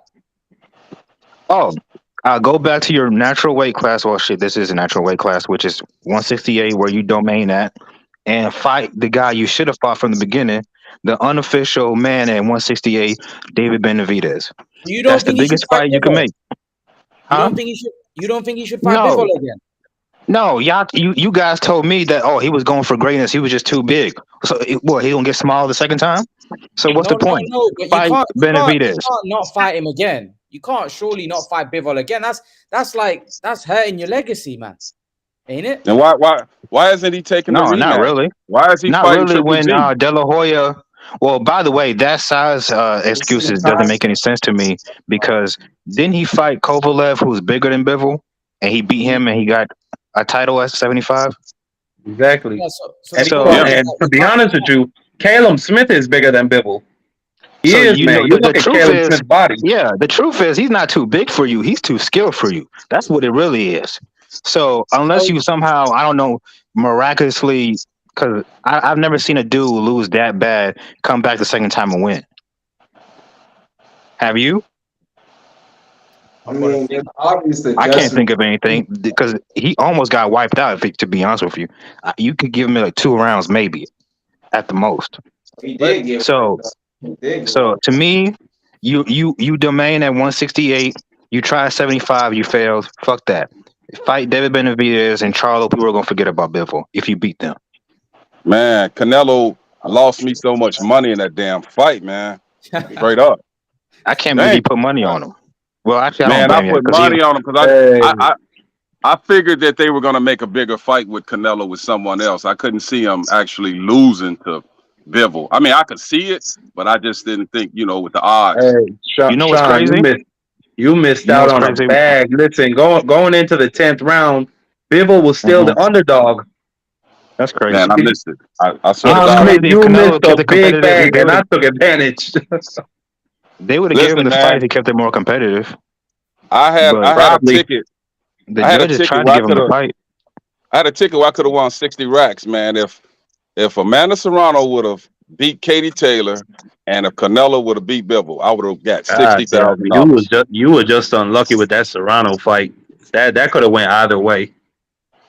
Man, I thought that she won. I thought Serrano won that fight, man. But Yeah, that was close, man. That was close. Yeah. Apparently, they don't want a rematch. But Yeah. They don't want a rematch. Charlo, though. Well, Serrano's team, they said they need like some kind of tune-up, I guess, before the rematch for her confidence, some bullshit. On Jake Paul's undercard. That's fair. Charlo's saying that Charlo's desperate for the Canelo fight, man. He's saying that Canelo fight me as a tune-up fight. What's going on? Man, Charlo, listen, Charlo, he need to go ahead and just retire. Charlo, it's Charlo, I'll be honest with you, Charlo does not want any smoke with David Benavidez. You calling out Terrence Crawford? Listen, just retire. Just retire. Just stop. It's no point, man. Come on. Canelo is never going to fight him, and he's ducking Andrade. But you know what's crazy about Jermall Charlo, though? Yeah. To me, he's just as a good fighter as his brother, maybe even better. It's just that his brother is in a much better situation with PBC than he is with PBC at 160 and 154, respectively. Because I've said this a million times. Yeah, I know, but I've said it a million times. All Jermell's potential opponents that he needs to face at 54 are all with the PBC. Tim Tszyu, Castaño, fucking Jason Rosario, PBC fighters. All the potential fighters for Charlo at 160 are with either Matchroom or DAZN, or at least the champions. Yeah, but it's hard. Weren't they willing? Weren't Matchroom and Andrade willing to come and fight him on Fox? Well, I told you the problem with Andrade is way back when Jermell wanted to fight him and they had the fight made, Andrade pulled out the last second, and the Charlo brothers made a pact that they would never fight this dude ever or give him another shot ever again. Mm-hmm. So that's why that fight, and then Triple G, he does not want to fight Jermall Charlo because he wants the Canelo retirement paycheck. Hey, can I say something real quick? Go ahead, bro. First, I just want to say, man, thanks for having me on the panel. I got to get up out of here. I got to pay some of my employees. This is definitely one of the best channels on YouTube. The panel itself is very knowledgeable. It's like everybody up here could have their own channel. You feel me? So, with that being said, man, I gotta go ahead and clock out, but I'm definitely gonna look out for the next one. You heard me? Cheers, sir. Appreciate it, man. Salute to you. All right, peace and blessings to my people. Yes, sir. All right, bro. Because like, think about it, bro. You really think Jermall wants, like, he sees what people be saying about him and his brother showing him up. You think he wants that shit to happen? Like, he's trying to make he wants these fights to happen, but it's easier said than done. Now, I will say this. I don't think he wants to fight David Benavidez because that's an easy fight to make. Because David is basically high risk, low reward. Even though he is a known name, one, he's really a 175 pounder fighting at 68. So technically, it will be like a 160 pounder going up to fight a 175 pounder. You understand? Mm-hmm. So even if he wins that fight, he's going to have to go to hell and back to win. He'll never be the same again, probably. So he'd rather just go fight Canelo. But, you know, it's his fault. He opened up his mouth talking shit about David Benavidez. Now you got to go see him. Well, yeah, I think Jermall's cold public perception is dog shit right now, especially after that Mike Tyson interview. I mean, that was just embarrassing, man. God damn. I mean, Mike Tyson completely embarrassed this man, made this man say, oh, say his name, said all of that. And he couldn't do nothing about it. Like, man, I gotta tell you, I'm done with Jermall Charlo at this point. After I saw that video of him running from Benavidez during that scuffle, I said, man, I can't defend this dude no more. Yeah, that's where I'm at with Jermall Charlo. Seems like a lot of people have jumped off the Jermall Charlo hype train. You know, they think that he's not about our business. You know what I mean? He's avoiding fights. Would you agree? And he's only fighting once a year. He's not giving us nothing to really defend him on. Nothing, Brandon. We can't even say, oh, he's knocking dudes out, or oh yeah, he's calling for the smoke. He's not calling nobody out. No, nobody that's reasonable. You know what I'm saying? Yeah, I'd agree. I'd agree, man. He wants that Canelo payday. That's it. It seems like he feels like those guys are a risk. I might as well wait for Canelo and get a big payday of Canelo. It's just as dangerous as fight as those other guys, and I'm gonna get paid 4 or 5 times more. You know, so I don't know. I don't know. I don't know. At this point, Andrade's career is rotting away, and so is Charlo's at this point. You know, so I don't know what these guys are going to do. It's probably just better for them to fight each other. They Yeah, I almost make the agree. Munguia fight. Hey, Munguia. Munguia. Yeah, they tried to make that fight. Munguia is another one, man. He's fighting nobody, and I don't know what's going off with his career He as didn't well. look too good that last fight. Hey, listen, Imran, that fight right there, when you look at the way how he looked against that elusive style, that's the reason why they did not want to fight Demetrius Andrade. Yeah, That right there. to be honest, Munguia's I don't rate him. I've never rated him that high. Andrade would have smoked him. Yeah, he might have knocked out Munguia, to be honest with you. Yeah, Okay. possibly. Munguia's not that great, to be honest. I'll be honest. Kelly was giving him the business in that fight. I thought he was winning. He's borderline a hype job, but he's better than what's his name, Berlanga. It's not saying much. Berlanga's. Oh my God. Listen, Berlanga is a knockout waiting to happen. Yes, he is. Hey, David Benavidez would do bad things to that man. Listen, they might as well. He's not a great fighter at any stretch. I don't know how people are making out Berlanga's going to win a world title at 168. No chance. I mean, like they might as well just keep matching them against these old journeymen. Keep having them sell out the small Madison Square Garden. Keep having them sell tickets, build up his money, and yeah, then just feed him to another Let me tell you high why that's not going prospect. to work. Let me tell you why that's not going to work. Like, why not? That's going to work. That'll work if you like destroying these journeymen and like people will come and see that. Right, but if it's like these type of performances against journeyman, ain't nobody gonna pay money to see that shit. And on top of that, if you're the promoter, that's risky because he might get knocked out by a journeyman, and then any big fights in the future are done. So you might as well just cash out and try to get a big fight now, and take your losses because the way this is going, he's gonna lose to like a unknown dude, and that'll be a waste of his career. And not only that, man, he showed just how and I don't like to say this because I've never been in a boxing match before. I've never been in that position. You know what I'm saying? But he showed how mentally weak he was in that last fight. I mean, he tried to bite the dude, and he was throwing like hip shots at this dude on the break. Like, yeah, he was getting walked down by Angulo. Did you see what Benavidez did to Angulo? I didn't see that fight. I know he got stopped. Yeah, he had him like a punching bag, and then I don't know, bro. It's not a good look for Berlanga because he's supposed to be one of the next stars, right? No, I think that's done. I don't see anybody saying that anymore. A while back, ESPN had this picture of him, Shakur, and Boots Ennis, like when they were amateurs. Oh my God! The caption said "the future," and then like in the comment section, all the fans were like, "Man, yeah, 2 of them were the future. Like, get Berlanga's ass up out of here." And this was like 5 weeks ago. Like, people know he's a hype job. Like, we know what our eyes tell us.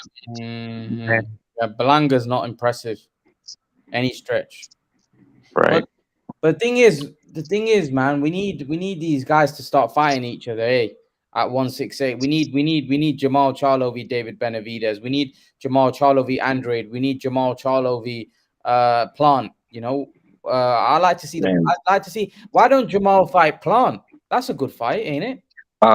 Plant is in negotiation still with Darrell, right? Yeah, another. I believe so. The fight I want to see right now is Benavidez and David Morrell. Why not? Hell no, that's not gonna happen because David Morrell's got 7 fights. But that dude, listen, he's calling for that Benavidez fight. Him and his manager. That could be like a Fernando Vargas, Tito Trinidad type of situation. You don't want to ruin a young talent like that. Not I'm yet. telling you right now, Morel would beat Benavidez right He now. might, but it's gonna be. Telling you. I don't. It's gonna be a tough fight, bro. David Benavidez is no joke. I don't You know, think you man. I you, think you think Morel he'll is that dominate him? dude.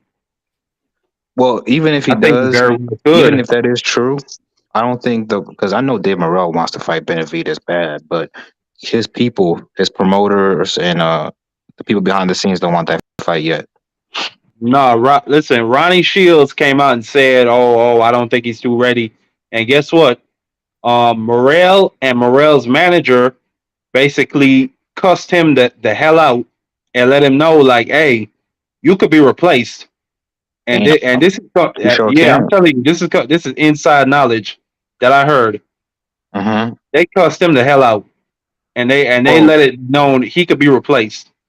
well, if I'm Morrell's team or just even him himself, you got to at least get a step up fight before you fight like a dude like Dave Benavidez. Like fight Darrell, one of them type of guys first. I guess that's fair, but Like, cause like you haven't even had like your Lipinets yet. Like Boots Ennis, he's had his Lipinets, Delormes. He's ready for. Well, I guess you could say he needs another level of a step up fight like a Stanionis before he gets to Spence. But Morel hasn't even had like one of those yet. You know, he's only been fighting journeyman so far. at the But same time, who the has eye test Benavidez tells me been he's more fighting? talented than Benavidez. I'll say that Right. he can do more things. He's got great footwork. He's got power. Uh, he's got a jab. Like he can pretty much do it all. Like, Yeah, but he's a good fighter, man. He's a good David fighter. Benavidez is the dog. Like, But I don't I know. don't know about Benavidez. Benavidez again needs to step up as well. He needs to step up his game. He needs to fight Jermall or needs to fight somebody that we want to see, because at the minute, let's be honest, no one's really fighting anybody really. They're just all they're all You talking. know what's a sign of a good fighter? What? When you put him in with competition that you would consider not as good, and he completely dominates them. You look what Berlanga and Munguia. They sometimes they struggle with these what you would call journeymen or not super talented fighters. This is what you're supposed to do when you're a good fighter. So that's a sign that Benavidez is the real deal. You So think? yeah, people can keep saying he hasn't fought nobody, but is anybody calling out David Benavidez like other than maybe Morel? Is anybody willing to fight this dude? I don't see it. That should tell you something. I mean, other than Andrade, nah. Well, that motherfucker just wants to fight everybody because his career is going down fast. Yeah, he's So he old needs now. he needs a body. Andre's 35 now. Yeah. He's getting on. Okay. He's getting old, man. He's getting old. He needs to make a move right now, you know. Otherwise he's gonna get old before we know it, and unfortunately his career's gonna slide away. You know, many fighters have gone down the wayside like that, and you know, Andre's has got that written over his career because he hasn't been able to secure anybody at this point of top level. What's to say that he's going to be able to secure anybody? And what's to say when he does secure somebody that he won't be washed up or finished? That's another thing about boxing. It's not just about the skills. It's like about like the business part of it too. Like a lot of these fighters, they sign bad deals and they get in the wrong situations, and that's why their careers go the way they're not supposed to. Even Crawford, low key, did that. That's why he hasn't gotten the fights that he's wanted. Yeah, I'd agree. Yeah. I'd agree. But to be honest, you have to blame themselves for that as well. Do you know what I mean? Yeah, I mean these are ghetto kids. Like you Yeah. can't expect them to know these things. Like that's why you gotta have the right people behind you before you try to become a pro. That's true. It is what it is. Oh man. Like look at Spence. Spence has had like, I mean, other than the car crash, but he's had like a perfect type of career. He's been like Kell Brook, then he went to Mikey Garcia. He's on pay-per-view. Like he's had like an ideal type of career. But look who he had behind him. He had Al Heyman. Exactly. His father is the one that helped him with that. They put him in the right situation. Exactly. Yeah, but the thing is with Errol Spence, Errol Spence is he's a guy that's been from the get go. People thought he was going to achieve big things. If you look at it, someone like Crawford came out of nowhere, where he wasn't really given back. And let's not forget, Errol Spence had a very deep, good amateur background where a lot of people knew this guy. I remember Abel Sanchez saying that Errol came out of the Olympic Games and people knew that he was going to be a star. You know, there's many guys, whereas someone like Crawford didn't have that. Crawford came out of nowhere, really, where people weren't really expecting much. From the trenches. I mean? Hey? Yep. No, that's what I'm saying. Crawford from the trenches. Yeah, exactly. He got it out the trenches. Yeah, but so I think Errol Spence is. I like Errol Spence. I think he's a great fighter.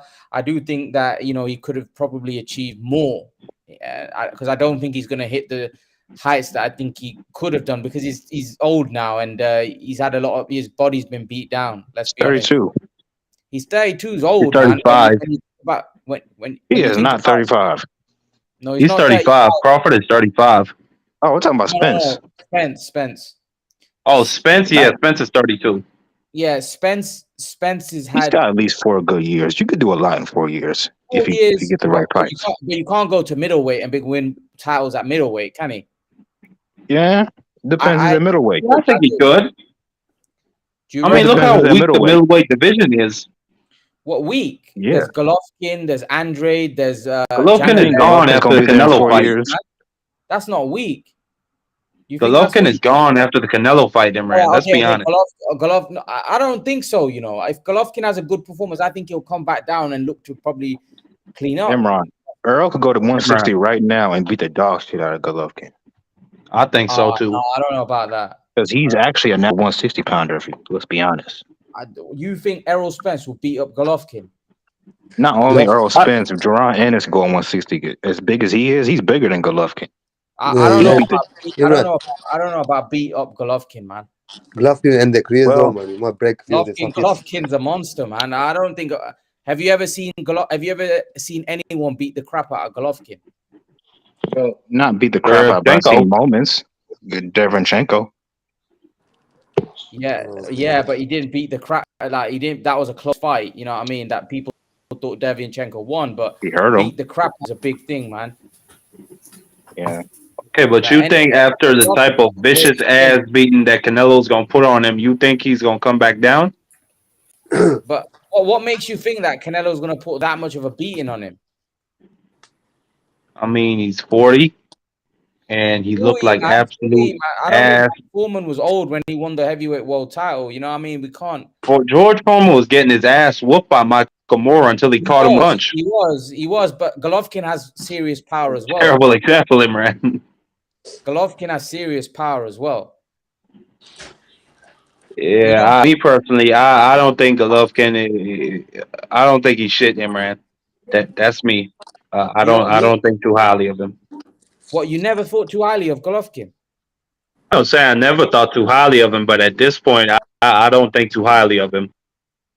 Really? No. I don't know, man. I think Golovkin's still dangerous. I think people might be overlooking him at this point. What do you think, Ash? Guys, what do you think? Ash, Mackay. Yo, how are you guys? Cool.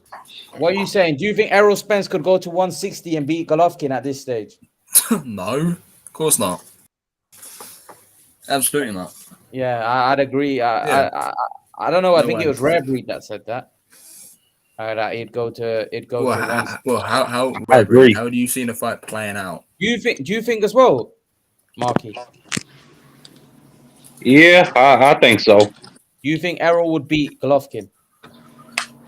Yeah. But how does he beat him though? I mean, if you think Spence can go up and beat him, okay, well, fair enough. Or I certainly don't agree with it. But how do you think the fight goes?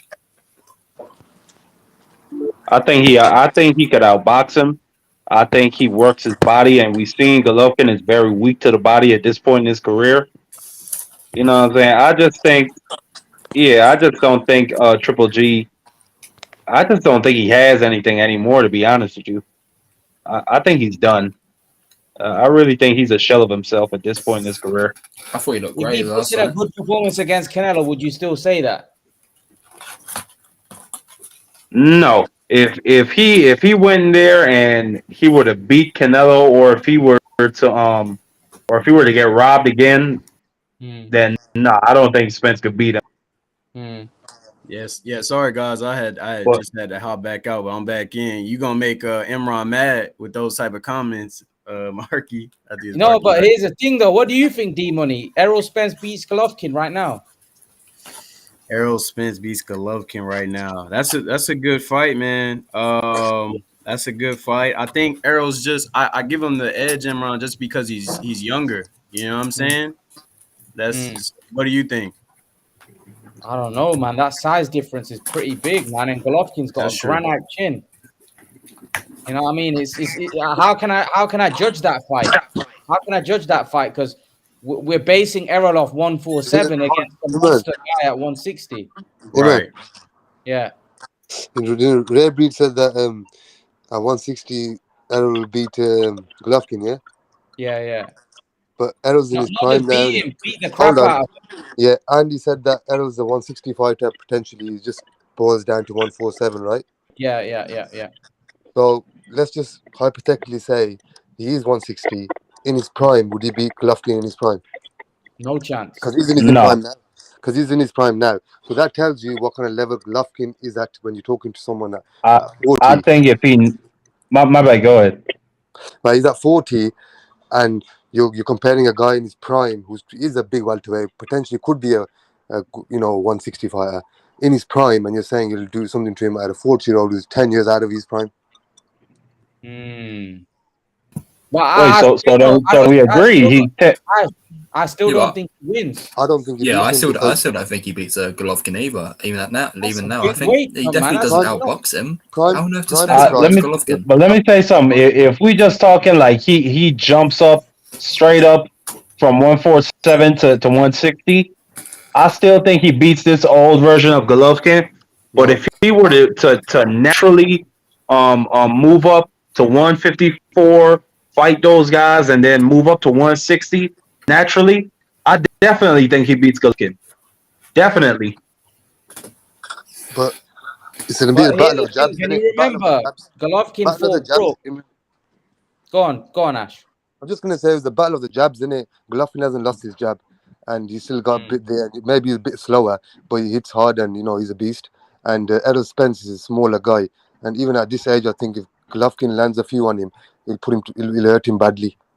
Remember, this is a guy that's broke people's eye sockets and stuff. He's a that monster. jab he's got is same way Errol Spence has got a good long jab. Golovkin's got a very badass jab as well. Think about it, Marky. Think about it. When Golovkin fought Brook, that wasn't even a fight. When Brook fought Spence, that was a tough fight, right? Hold on, but what's the difference in there, Imran? What did I just say? If Spence moves up naturally the right way, not just jumps up from 147 to 160, and Kell Brook did it the wrong way. He just jumped in there with Golovkin. Spence, if Spence does it the right way, I think he definitely beats an old Golovkin. What's the right way, though? That's what I'm asking. What's the right way? No. I'm talking about you naturally move up. Move up to 154. You fight the guys there. You fight the guys there. Then you move up to 160. You get yourself a couple fights. Then you fight Golovkin. That's what I'm saying. You naturally build up to the weight class. Yeah. I don't think, obviously, that's not practical at this point because Golovkin's so old. Up now, you answered your question yourself. Right. He moves up right now to 160. He gets beat. That's what you're telling me, yeah? Because I mean, it's a fantasy fight, but nonetheless. Yeah. But what you're saying potentially, if he moves straight away up, he's going to get beat. But if he goes up slowly and builds himself up properly, he's definitely going to get beat if he does it naturally. I'm saying that. But if he does it the wrong way, just jumps up, I think it's a tough fight. Did y'all think? Did y'all think that Golovkin's fight against Murata Golovkin looked impressive? Yeah, I think it looked good. I think people overreact about that performance, saying because Murata had a good few rounds. I mean, well, they weren't even that great. I mean, but I think people overreact about that. I think but I'm saying, did Golovkin look impressive. I'm not saying did he look bad, but I'm saying did he look impressive though? Yeah, I thought he did. What you gotta realize is that Golovkin still got the job done the way he does it normally. Stop the guy. It doesn't matter if he, maybe got hit a few more times than he did 5 years back. But right now, he still got the job done how he normally does it. So was he the same? Money, let me ask you a question. You Yeah. know when Golovkin fought Brook, do you think he was in his prime? Who? Golovkin when he fought Brook. Was he in his prime? Yeah. No. You don't think so? I mean, it depends. Around his prime, then. Around his prime. Yeah, of course. Okay, yeah. Do you think he looked impressive against Brook? The amount of shots that Brook landed on him and hit him so many times. What was the difference between Brook fight and the Murata fight? Bearing in mind he was fighting a middleweight as well in Murata, a champion middleweight. Brook was a welterweight. Well, do you think Murata's better than Brook? Well, he's a champion at 147. I mean, he's a champion at 160. Yeah. So I don't think Brook's better than is Brook better than Murata? Like basically, Imran, what you're saying is Murata is actual middleweight. He was in the middleweight. He came up, so he's a smaller guy anyway. So he's an actual middleweight. So that's different because Murata's actual middleweight and he's a champion. Brook's more skilled than Murata. I would say I like Brook's skills and Brook's skills better. But if Brook fought Murata, I don't think Brook beats Murata. I don't think that's an easy fight for Brook. That's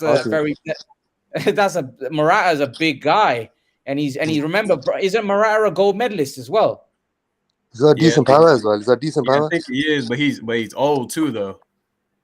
I think he's around the same age as Golovkin too now. Yeah, so that's what I'm saying, man. That guy's a good fighter. So I think Murata's like 35.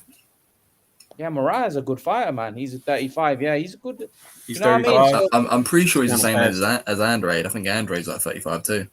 Yeah, pretty sure. What you gotta realize is with Golovkin, you're talking about certain fighters. He's old now, and there's certain fighters a bit younger that are skilled and are good. But what you gotta realize is that can they keep him off even though he's 40? Can they control his jab? Can they counter his jab? Can they control him? And that ain't gonna happen. Tell me which fighter, even at his age, can control him and beat him up and make him stop throwing that jab, counter his jab. No one's doing it. Tell me a fighter that's gonna do it. Maybe Canelo. Even Canelo can't even do it. He's you've seen the fights he fought with Golovkin. He wasn't busting the fights. Yeah, he's a bit more active, but is what it is. But Golovkin, even at 40, beats a lot of these guys that you're talking about, even now, because of his pressure, because of his power, and because of his experience. And, he's got that power, and his jab is one of the best jabs in the business.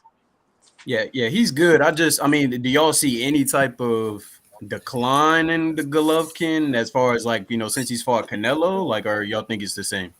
Oh, yeah, of course we're going to see decline because obviously he's aging, but he still is good enough, very good enough to beat I don't know. I don't exactly know the guys who you think can beat Golovkin. But yeah, he's good enough.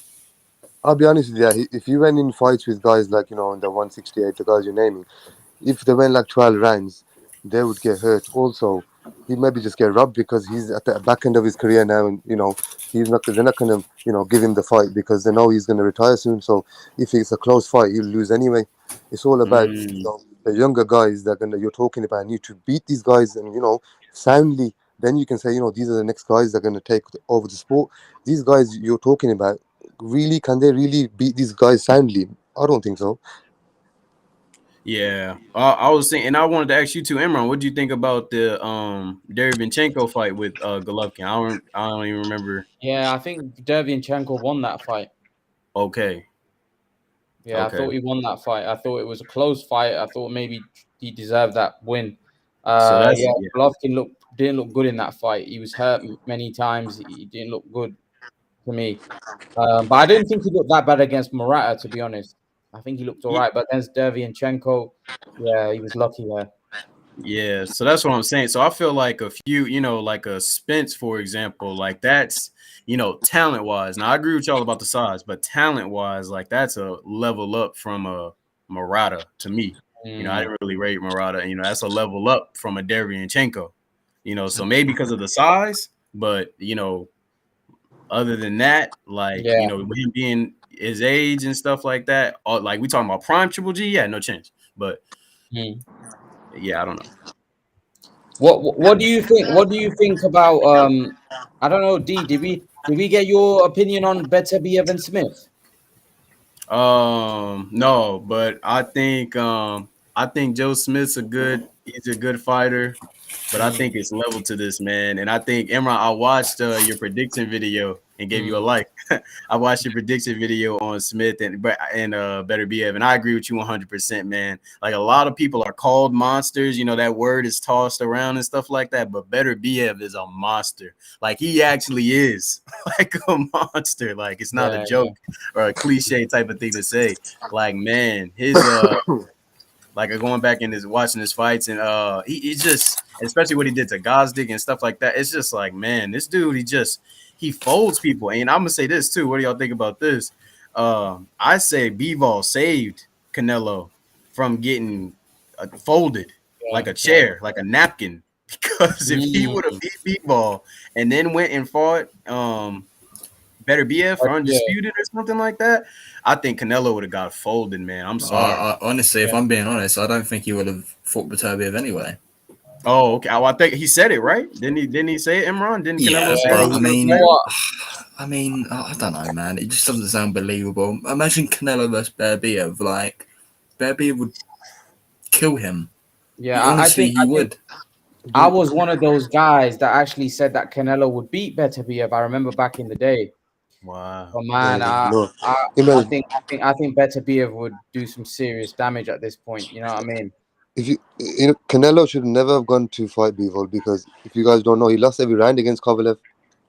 He only knocked him out because Kovalev was tired, and obviously knocked him out. He lost every round. He should know. It's like when Manny Pacquiao fought Margarito. He fought him. He knew it was a tough fight. After that fight, he give the belts away straight away. He says, I ain't defending them. I don't know about lost every round, though. Every round, yeah. I don't know. But on the cards, every round. On the cards, I'm sure I heard it somewhere. He lost maybe every round. No, I think Kovalev was slightly ahead, possibly. I don't know if he was, but I think some people had him slightly ahead, but it wasn't every round. Well, most rounds. Well, judges, obviously, I think we knew this anyway. The judges didn't have Kovalev up there, Canelo up. So either way, Canelo would have got the decision. But watching the fight, we all knew Kovalev was up clearly. The point I'm making was that he should have known that that's my limit on 168. I'm not going to go any higher. So even if he fights Bivol again, I think Bivol beats him again. It's just that when you got a guy at the higher level, like weight wise, and he's on a good skill level as well, then it's tough. You got to be, that's the challenge, and obviously challenge him is too much of a challenge, isn't it? Yeah, I agree, Ash, as well, because obviously Imran saying all through those months, when Canelo Bivol got announced, I was saying, and people in the comments were calling me crazy as well. I was like, I literally cannot see a way how Canelo wins this fight against Bivol. Wasn't I was saying that the whole time, and obviously it got proven. Yeah, I was like, I don't know how Canelo thinks he can beat this guy. Obviously, he must be seeing something that I can't see. I'm going to be honest with you. Yeah, I didn't come on, I couldn't get on, but I mean, like, my thoughts, I'm not going to say I'll sit here and say, I thought Bivol was going to win, but I wasn't really sure that, how Canelo was going to win after I've seen a bit of Bivol. I was like, you know what, this is going to be an actual fight. It's not one of them one where Canelo is just going to win and just come in and win, and you know what I mean? Yeah. But yeah. Yeah, I think a rematch. I think he will go for a rematch, but I don't know whether that's a good idea at this point, because that was pretty conclusive on it. Yeah, you got beat up, innit? Canelo announced a Golovkin trilogy very quickly. Yeah, very quickly. I don't think he wanted any part of the Bivol rematch. I don't blame him. I think he needs to fight the Benavidez now. Doesn't need to bring his reputation back up. Yeah, I'd agree with that. Because other than that, if you look at the landscape of the fighters, who's he going to fight now to kind of say Canelo's number one again? He's for Golovkin now. We don't really want to see it, but it's going to happen, so we don't mind it. But besides that, after that, who's he going to fight? He doesn't want to fight the Charlo. People are already dissing Charlo, saying he's not all that as well. Andrade, not going to happen. I think he has to fight. Yeah, like you said, he has to fight Benavidez. And Imran, I think you said Canelo beats Benavidez, right?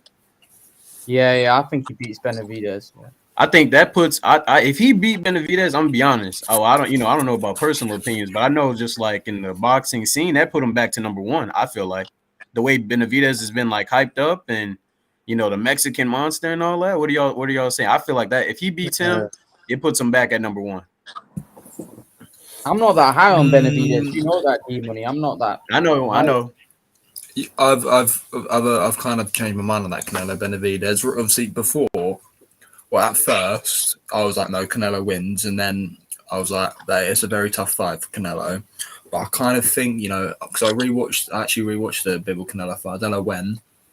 I was like, Benavidez. I think Benavidez would win that fight if they did fight him and versus Canelo. I think he would beat Canelo because he just, it's just. I just think he does. Yeah.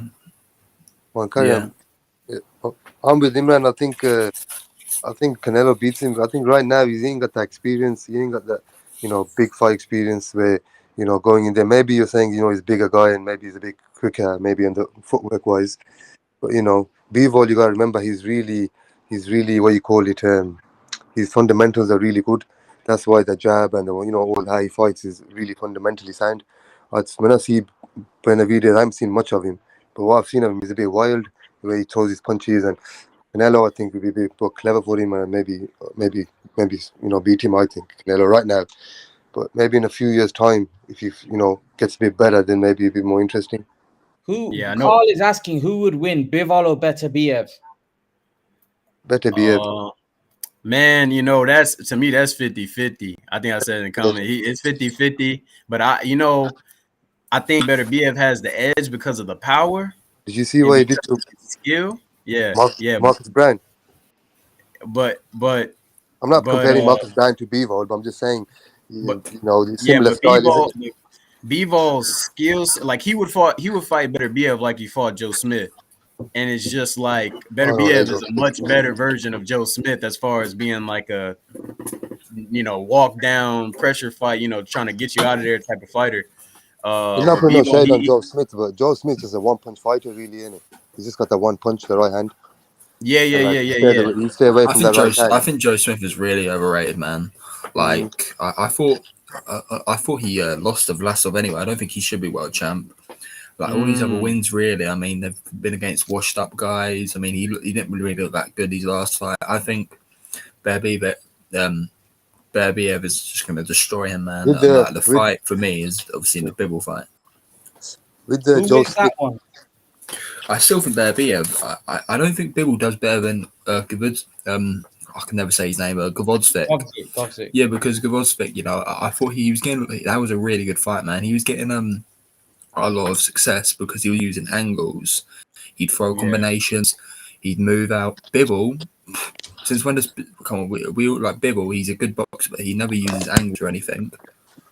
The only thing I was thinking though was that because I had the same opinion, but I was thinking that Bivol's feet, his footwork is much better than Gazdik, or not. It's better than Gazdik's. Bivol would be able to get away from Beterbiev's shots with his feet better than Gazdik was. He wasn't really able to get away, especially by the later end of the fight. He wasn't able to get away from Beterbiev's shots. And once you start taking Beterbiev's shots flush, it's a matter of time. Like it's like a stop clock starts, and it's like how long can you survive?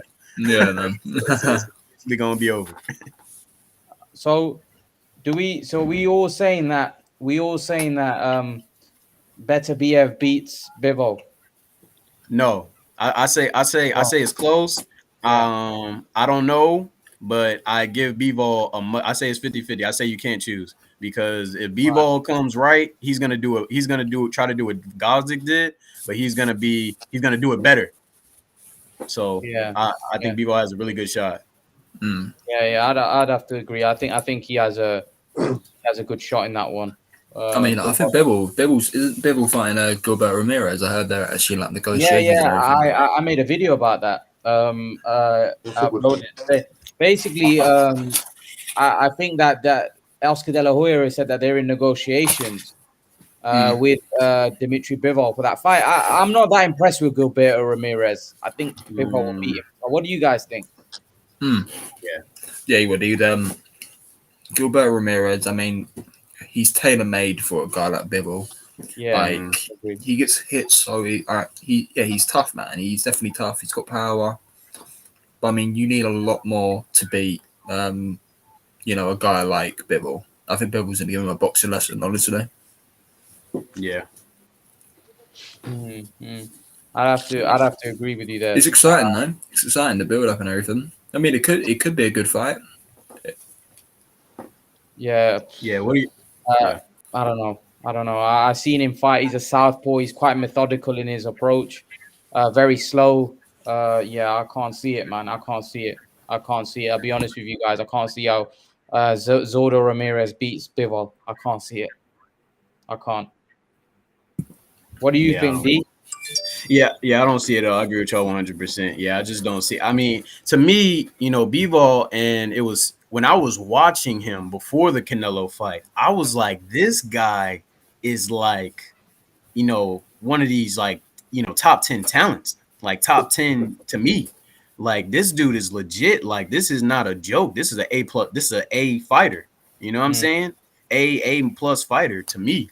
So, but everybody, Canelo's gonna knock him out and stuff. Like, I'm like, man, like maybe my eye test what I'm watching, because he doesn't have the most impressive resume in the world. So I'm like, maybe what I'm watching, maybe I'm just tripping. But no, like I think you have to be special to be Bivol. You have to be like for real, like A level, like A plus level to be Bivol. You don't have a chance if you're not elite.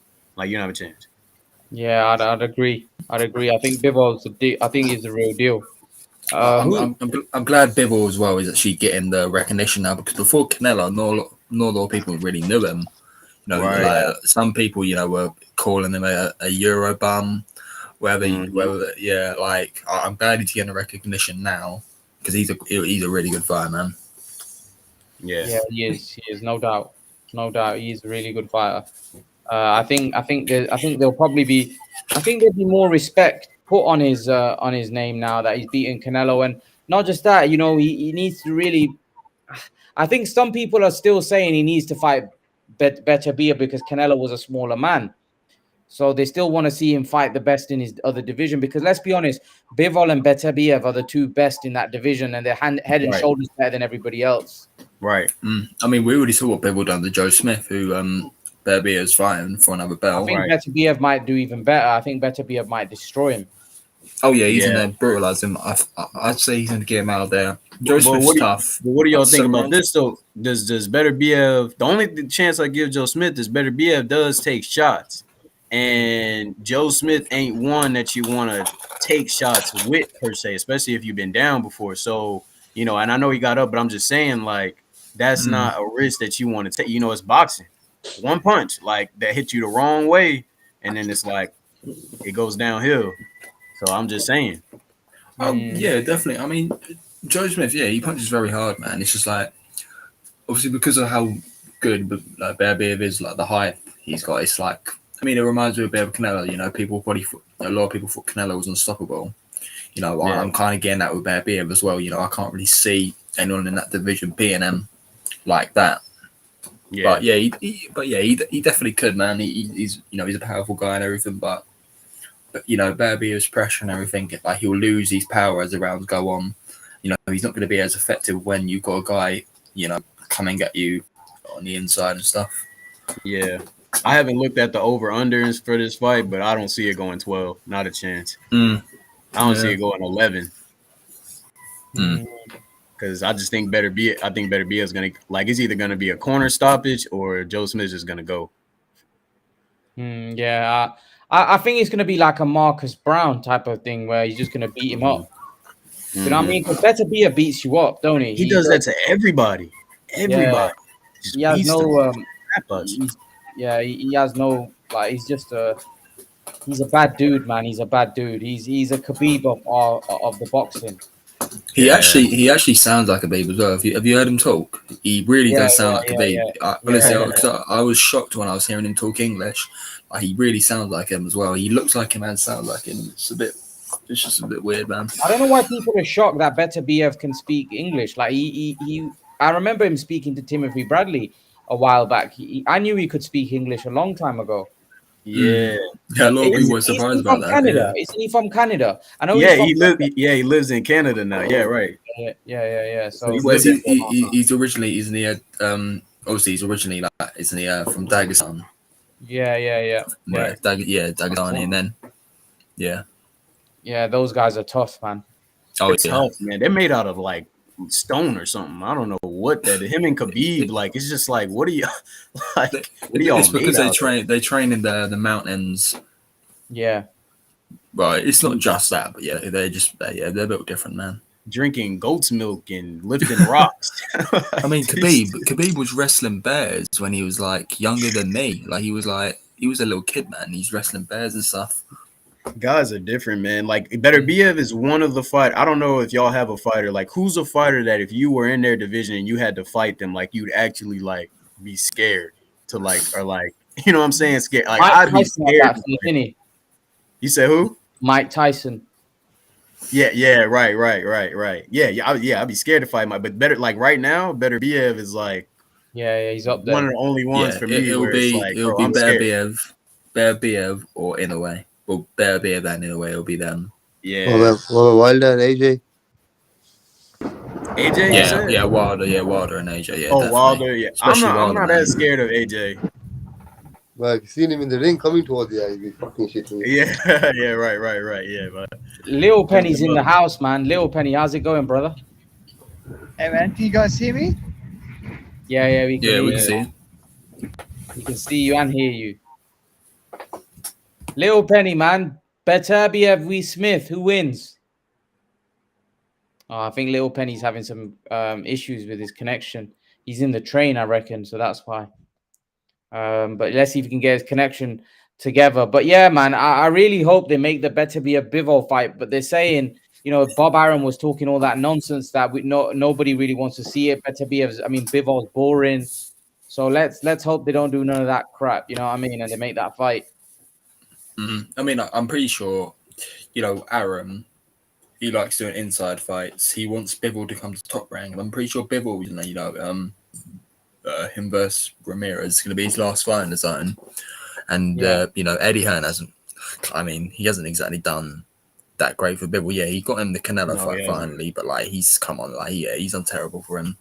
So, yeah. Bivol's probably going to leave. And then he'll go top rank, I hope. Yeah, then they'll make that's going to be a big fight. No, that is, fight. Man. Is that apart from Spence Crawford one of the biggest fights you want to see, or one of the best fights you want to see?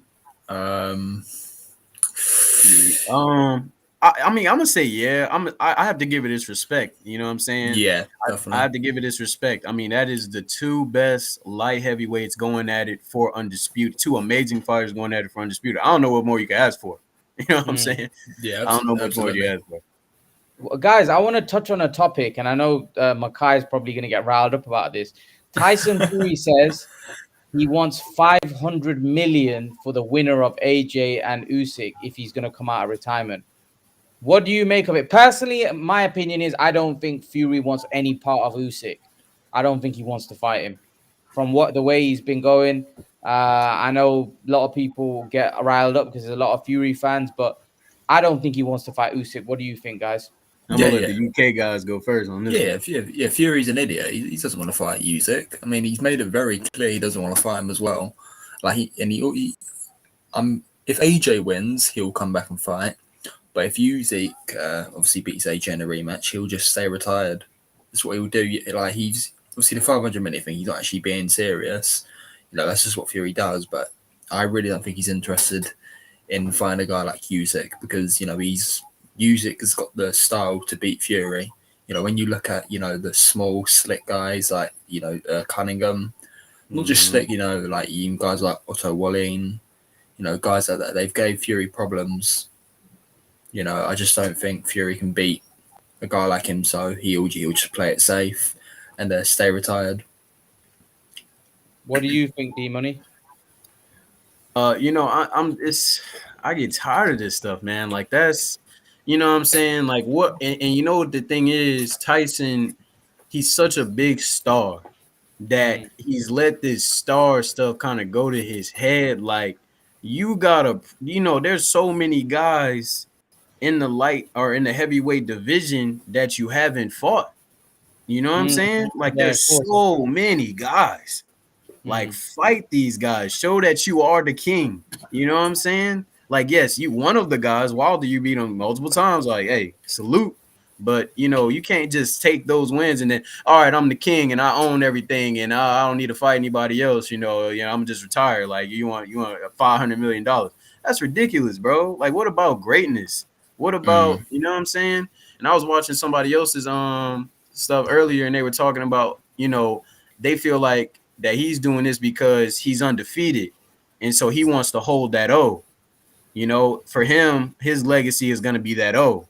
It isn't gonna be that I beat the best, or you know what I'm saying, like I beat the best, and I'm one of the greats, and I did it how they did. No, his legacy is gonna be the O, and that's what he's trying to retire with. And it's just sad, man. It's just sad to see. I don't have him on this like in my like upper echelon of heavyweights. You know what I'm saying? Yeah. Because you're not fighting, you're not proving it, bro. What are we doing? $500 million? Are you for real? Yeah, I don't think he wants to fight Usyk. Just simple. I think Usyk is too dangerous. Because here's a problem with us boxing fans, D-Money.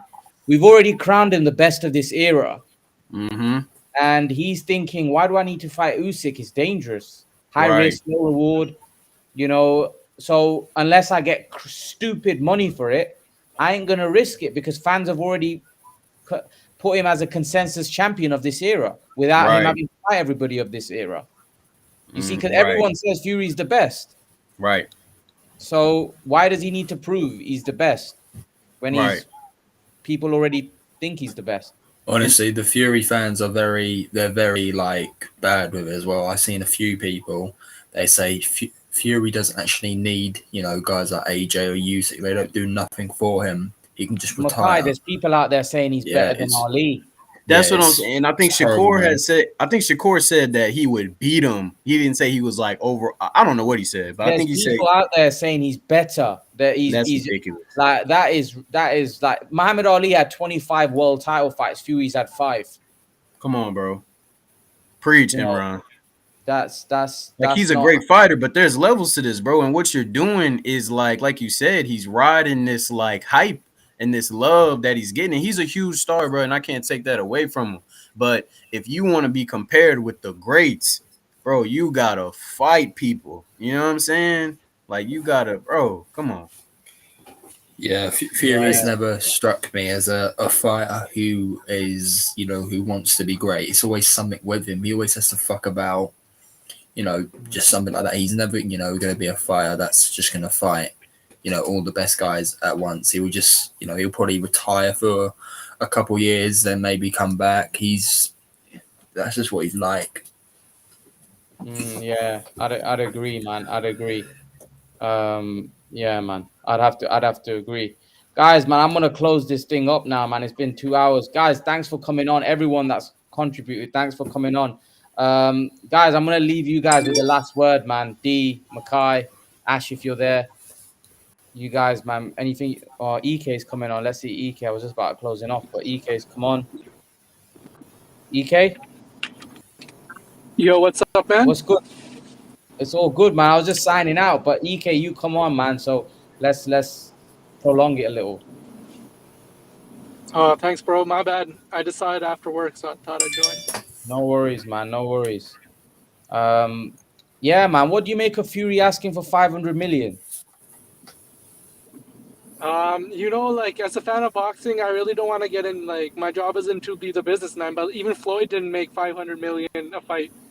So, and Floyd is the biggest cash cow in history of boxing. So, I think I don't think it's realistic, obviously, and I think he knows it too.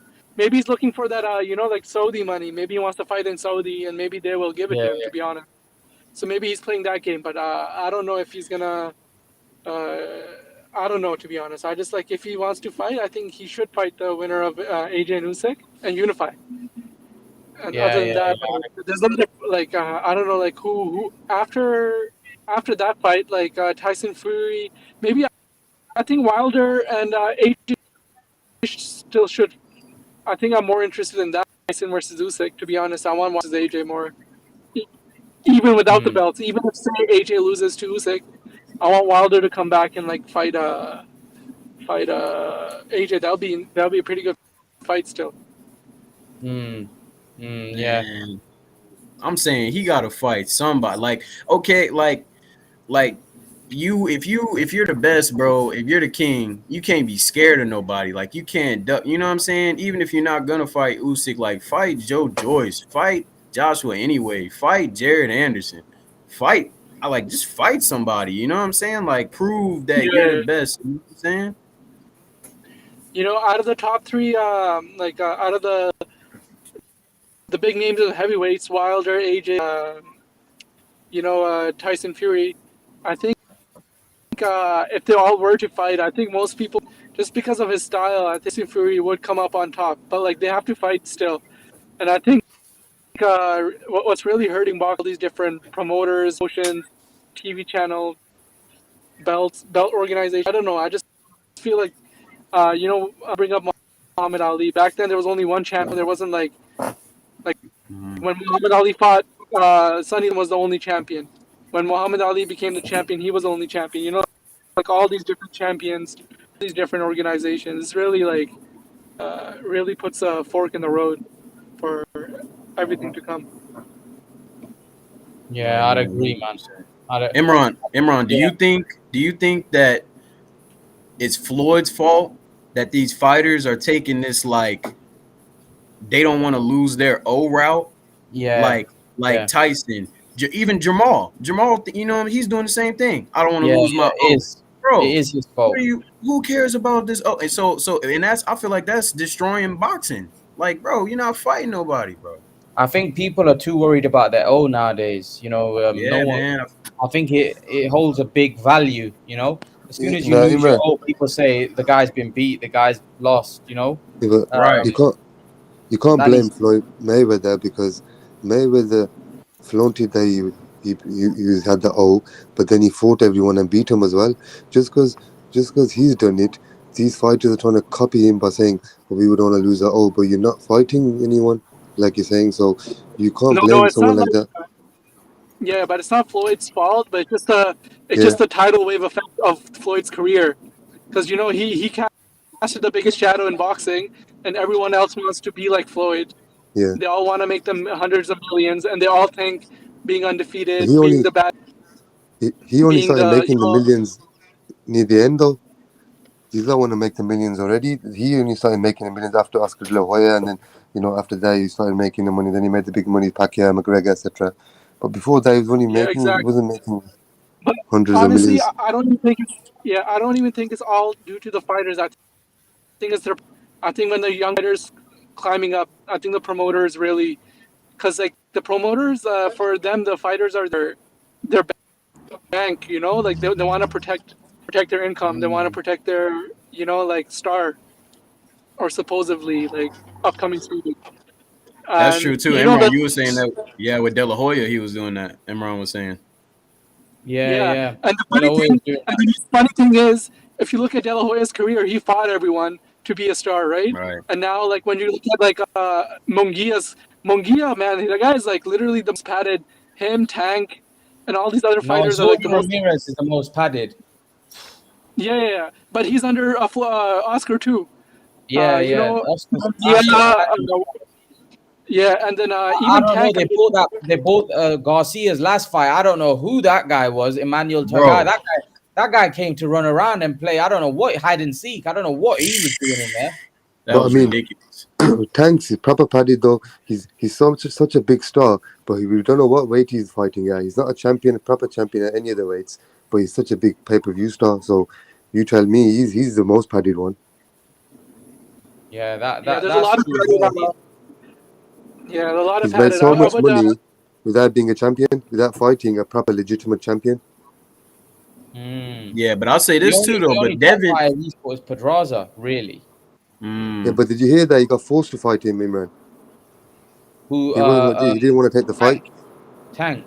Yeah, Tank said himself he didn't want the fight.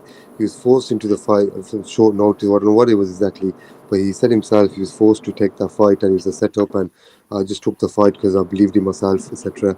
But he didn't want to take the fight. And I believe that he had did that interview, and he had said that they asked him like, oh, well, did you did you ever ask Floyd for any of the fights for Loma or Devin or anything like that? He was like, nah, you know, now that I think about it, I never did ask. So I feel like it's the fighters too. Like if a fighter is constantly telling their promoter, like, hey, like I want to fight the best, like I want to fight the